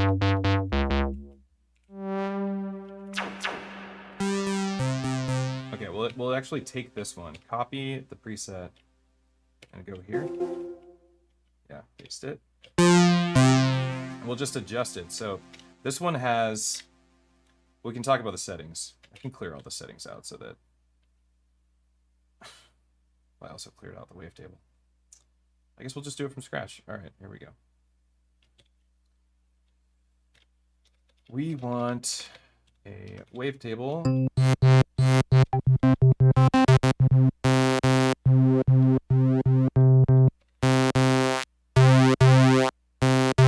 That one has the most pulse width. That's the one I want.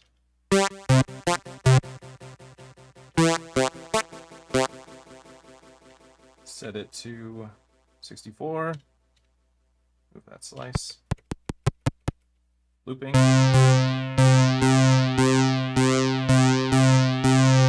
already have an LFO. Let's have it do let's set it to one-shot mode, because we're going to do a plucky bass, and we'll set it to an exponential envelope instead of the oscillating LFO. So it's not actually envelope. I'm saying exponential envelope because that's how I'm treating it, but it's not really an envelope. And it's an exponential wave, and it would repeat if I didn't tell it to stop. So I want that to actually control the pulse width modulation, so to speak. If we were sitting at a classic monosynth, you can often route your ADSR1 or ADSR2 or envelope 1, envelope 2 to the pulse width modulation. It's always an option. You do the LFO or you do an envelope. It's pretty classic synth option. So this is us doing the envelope instead of an LFO.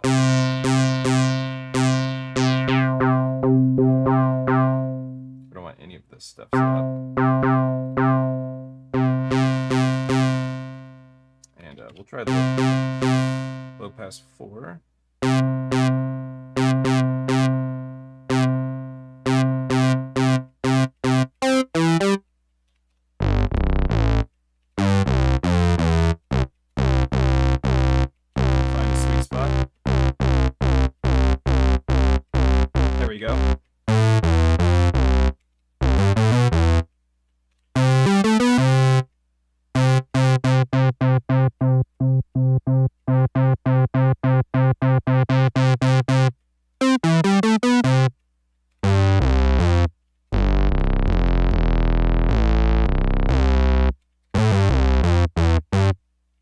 Sounds good to me. A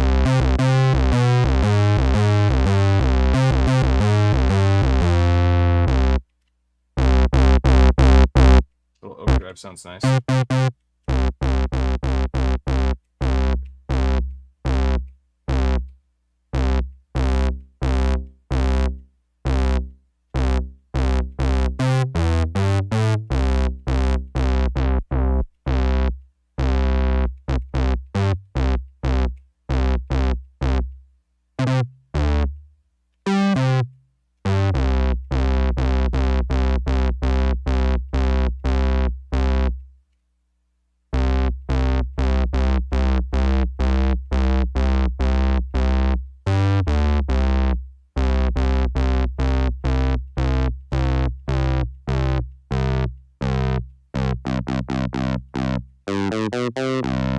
There's a lot of pulse width in that one.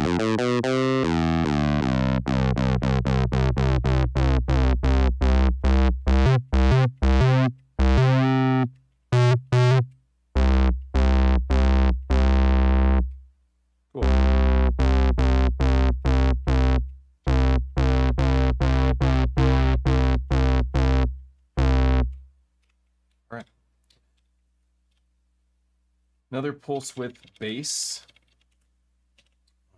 Classic. SH style. Whoops. 1 0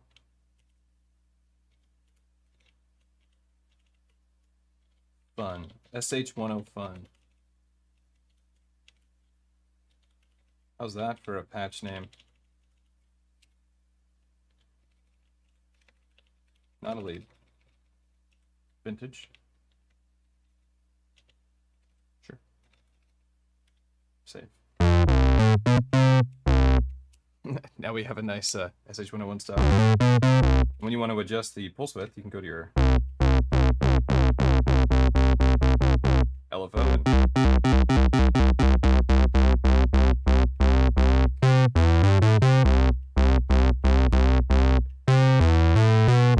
actually sounds better. Let's save that again.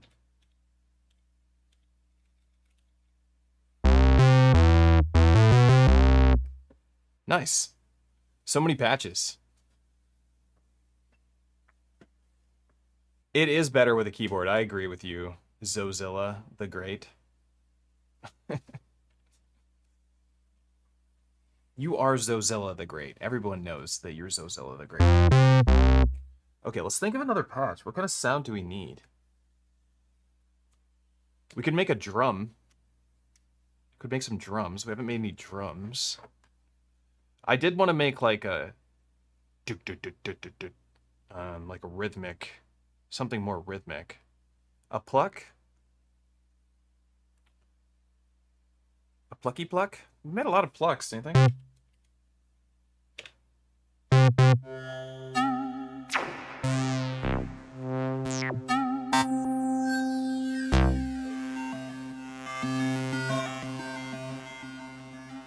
This one should be, it's called a glass lead. It should be up a lot higher. Let's bring the octave up too.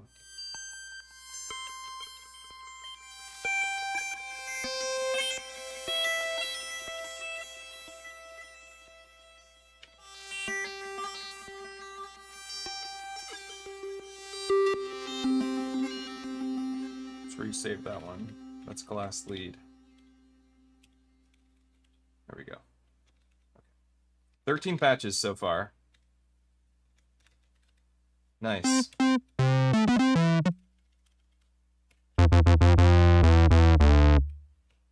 right, let's go to 13. Preset 13, we got nothing going on. We want to pluck. Should we go to the comb filter again? Let's try some more stuff with the comb filter. We'll use a one shot and we'll get some noise. Factory, textures, noise. It has some other stuff, like I didn't even, you know.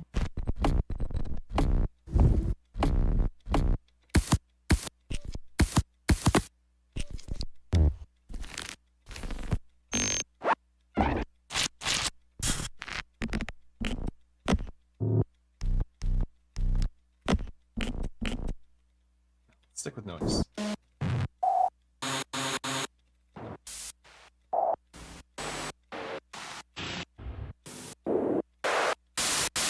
Snowy.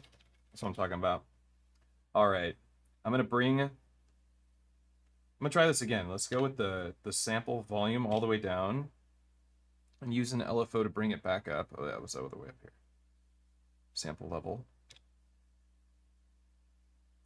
I'm going to make a pluck. Oh yeah, we need to trig 1.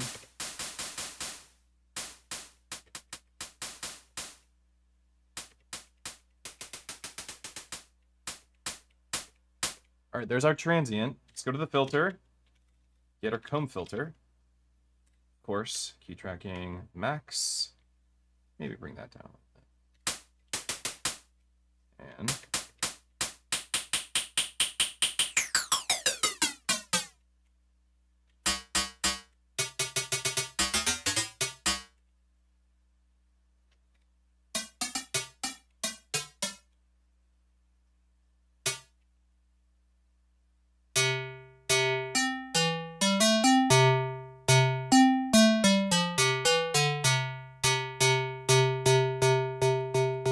So this actually, this envelope in here, or this LFO that's being treated as an envelope, it's adjusting the actual plosive that's going, or plosive, the transient that's going into our comb filter.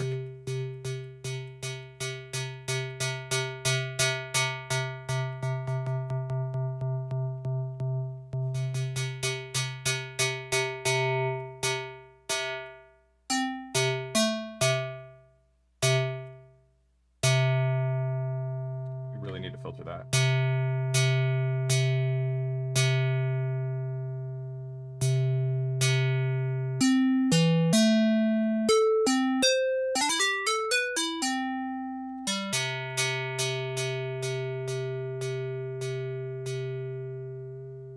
Oops.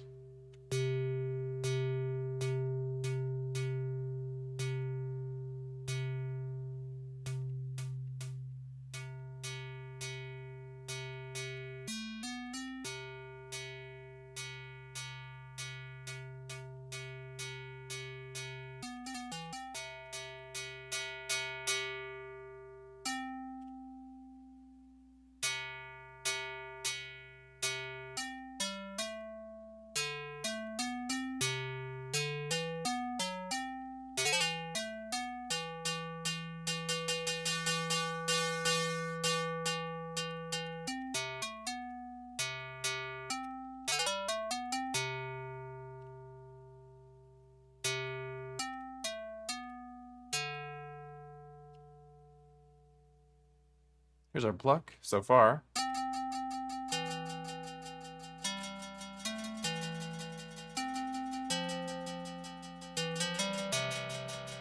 Ooh.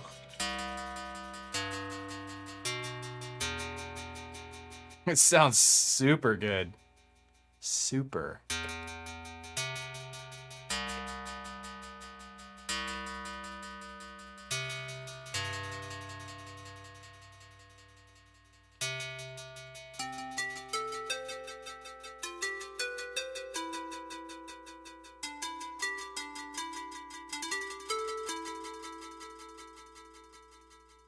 Let's add another LFO, kind of like a random one, to the filter cutoff.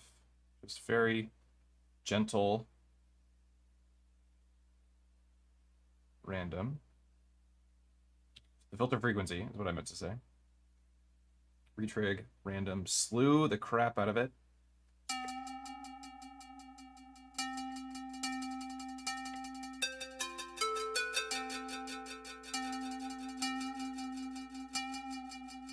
That's a bit much.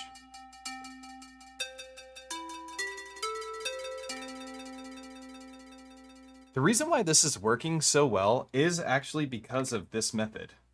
The exponential envelope to the source level of our sound. So I had to go in and turn the sample level all the way down so that I could use an exponential waveform set as an envelope to bring that volume up and bring it back down. Because we're actually we're using this to shape the overall dynamic of the entire sound, but we're using this LFO to actually create the transient that's going through the comb filter. And this is a cool trick to make very similar sounds to the kind of stuff that you can make in a Digitakt II right on your Digitakt II. So if you don't have a Digitakt II and you really want the comb filter synthesis, although I have to say comb filter negative on here is better than comb filter positive, which I believe is what we're using. It just says comb, but having comb filter negative and comb filter positive is the negative and positive feedback. I don't even know how that works, to be honest. But for whatever reason, it sounds a lot better. It sounds way more acoustic. But this is sounding pretty good so far.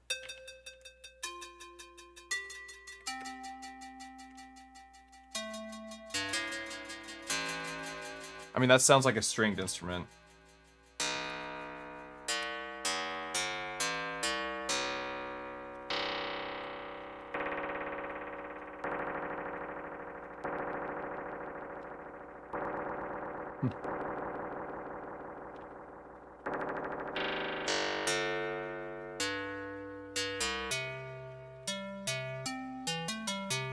Set the octave up one.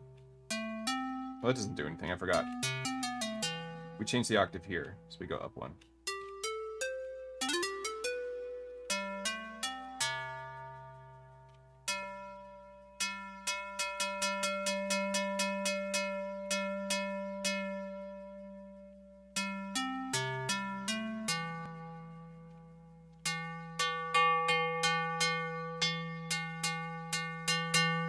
Oh, the sample rate reduction makes it very metallic. Maybe we use a random LFO to trigger that. Was the sample rate correct? Correct me if I'm wrong.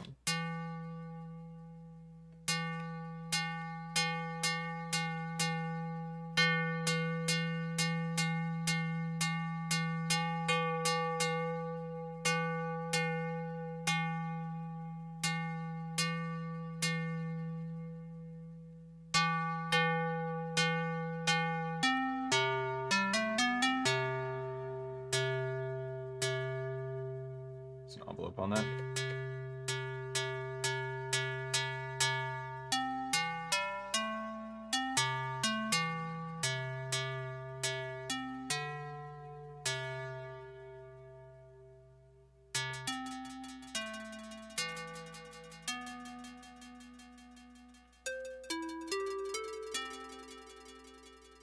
A beautiful pluck.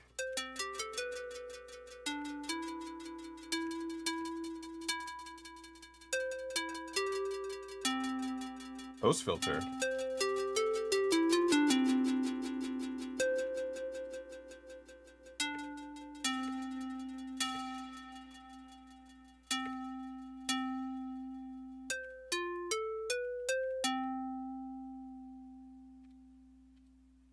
This one's a little bit much.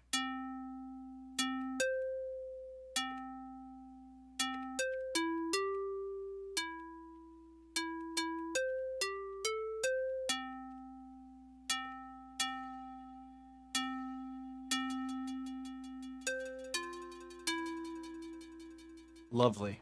We got our pluck. Plucking awesome. Yes. Let's call it something like that. I already had the P on there. I blew it. Plucking.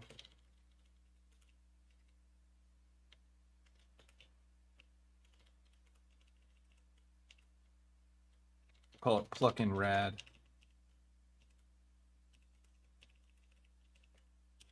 Yes. Synth. Kind of percussive. It's a synth. It is mildly metallic. We'll say acoustic. It is bright. And it is a save. Cool.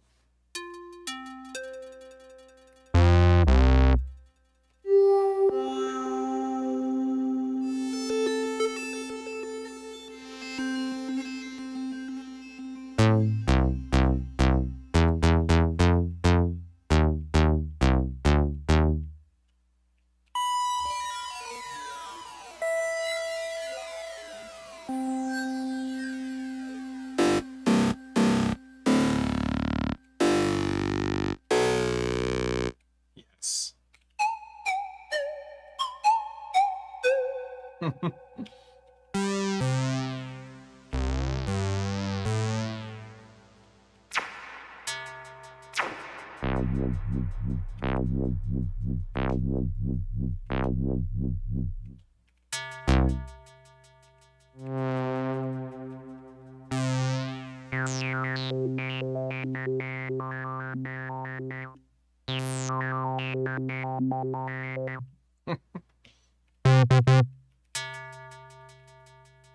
All right. So we've done a lot of patches. This is great. We're killing it. Let's see, do I have any more written down that might be worth checking out? Oh yeah, I said I wanted to do some like really rhythmic stuff. So let's get something rhythmic going. Matt, granular, please. Well, I'm only doing patches that can be done, you know, emulating a synthesizer. So I can't really do the granular one.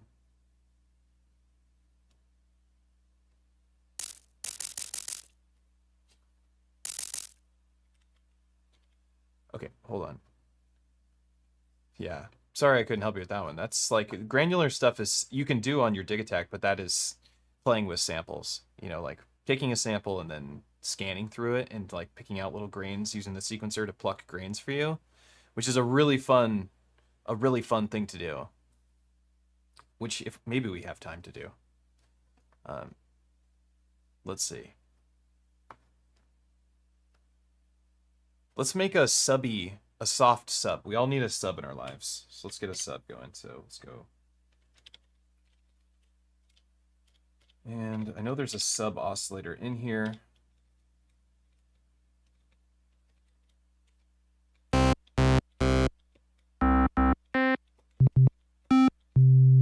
mean, that's just that sine wave would be fun. Analog sine, is that what it's supposed to be?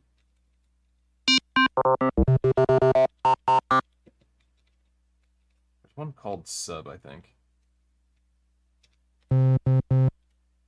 Let's just use the sub oscillator. Cycle it, bring it down an octave.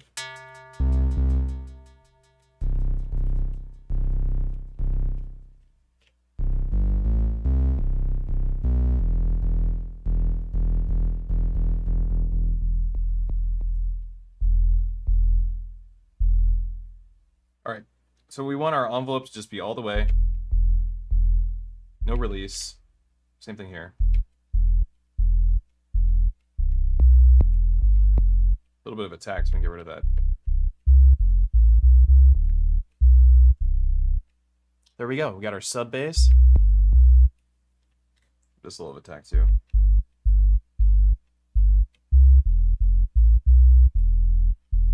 That's actually pretty good for a sub.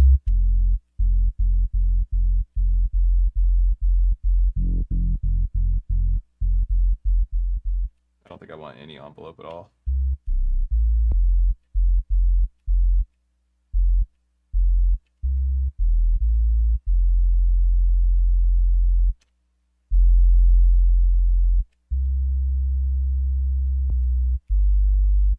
Cool. We're just gonna keep it like this as just a sub oscillator bass, sub bass, and that works. So let's just keep it. Let's call it sub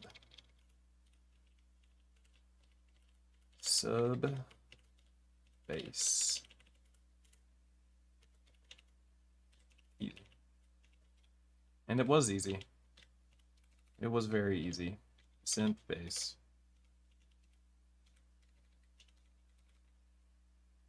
Save.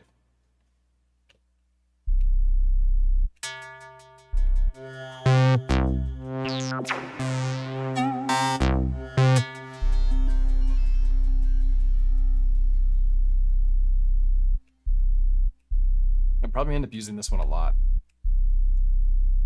Let's do 2 more at least. Let's just fill this bank. How long have we been doing this for? 2 hours. Uh-oh. Right at our cutoff point. Before we keep going at all, there are some live shows coming up. Today is one of the days where there is a live show. Check this out. Wait. Do I have a live shows button? Upcoming shows. Bam.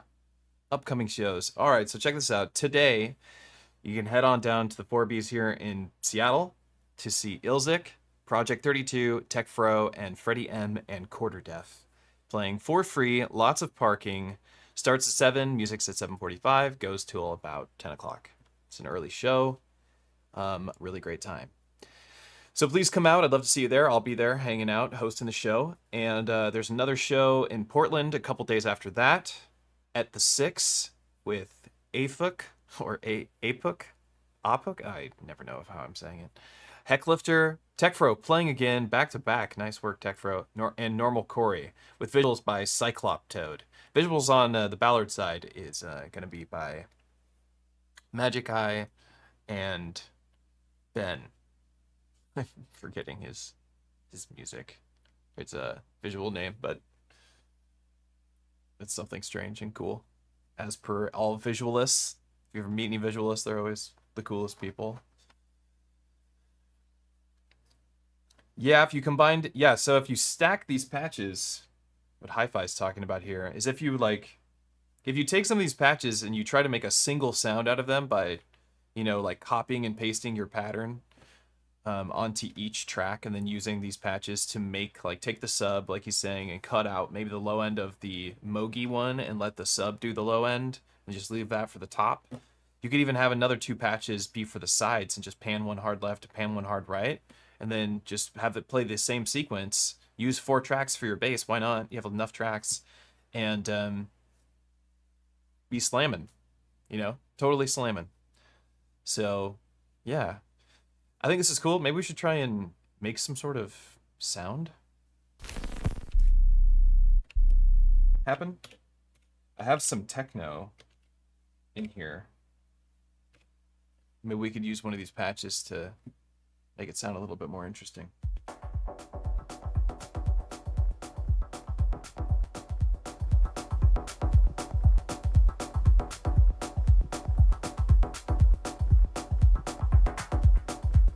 Okay, so we have all these patches. They're all loaded already in here. Let's go to this track. And here. Let's take one of these. Oh, they're not loaded. We gotta go to the preset pool. Gosh dang it. Let's just load up all of Matt's patches.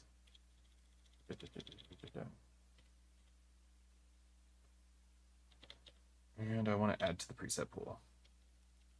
Okay.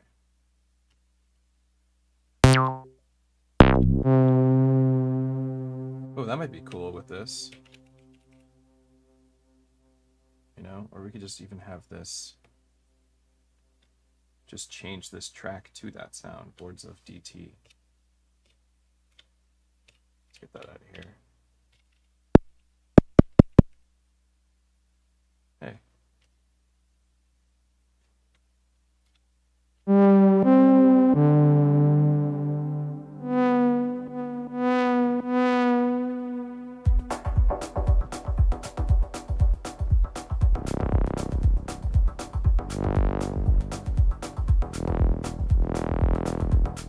Yeah.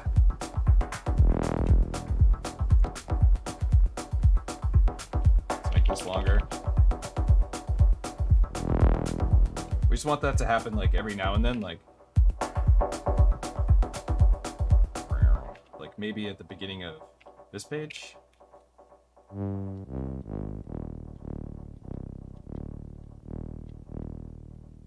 Was it a G sharp?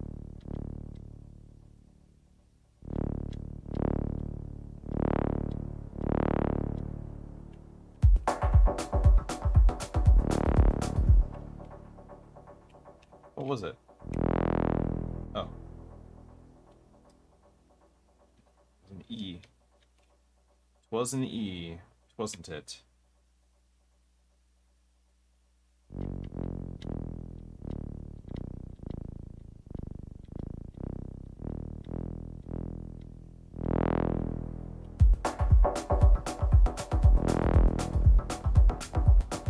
Nice.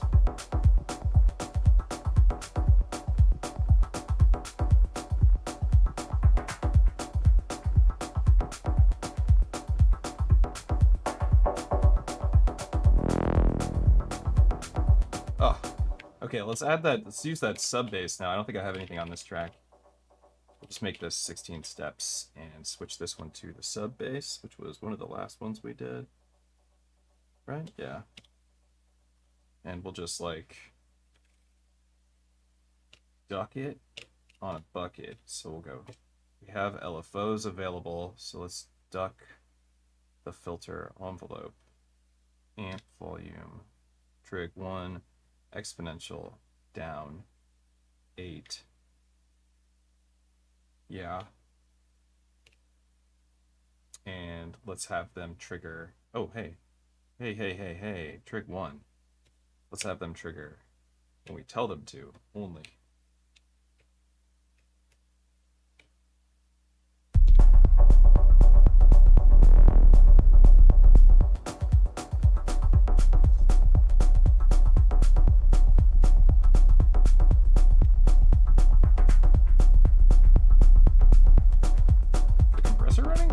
It is. That compressor was like, I don't like that.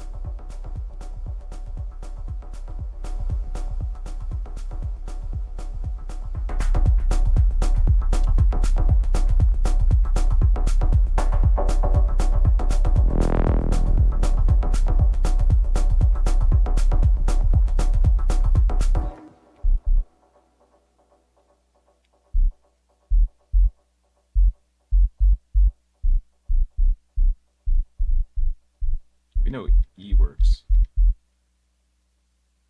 Let's change this to the...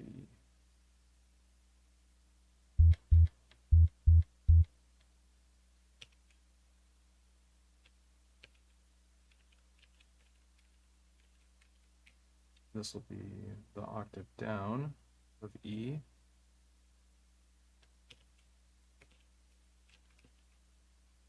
These all need to be, let's change this one. Oh, no.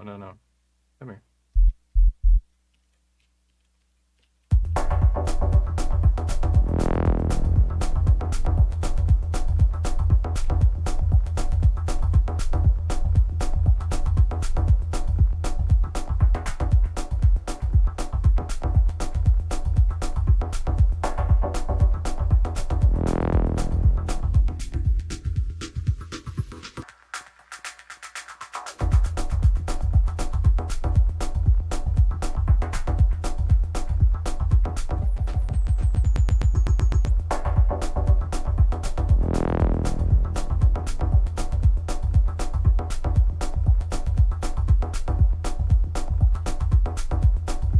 Got anything on here? Let's use another one of our patches, shall we?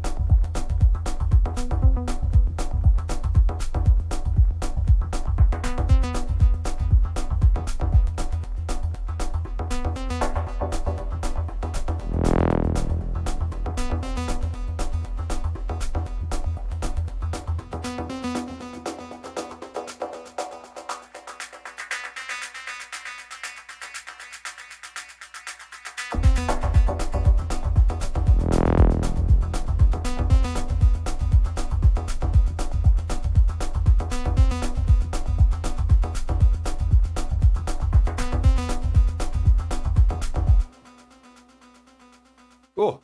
Not bad. We got to use a couple of the patches in like some actual music, but we spent 2 hours sound designing 14 patches.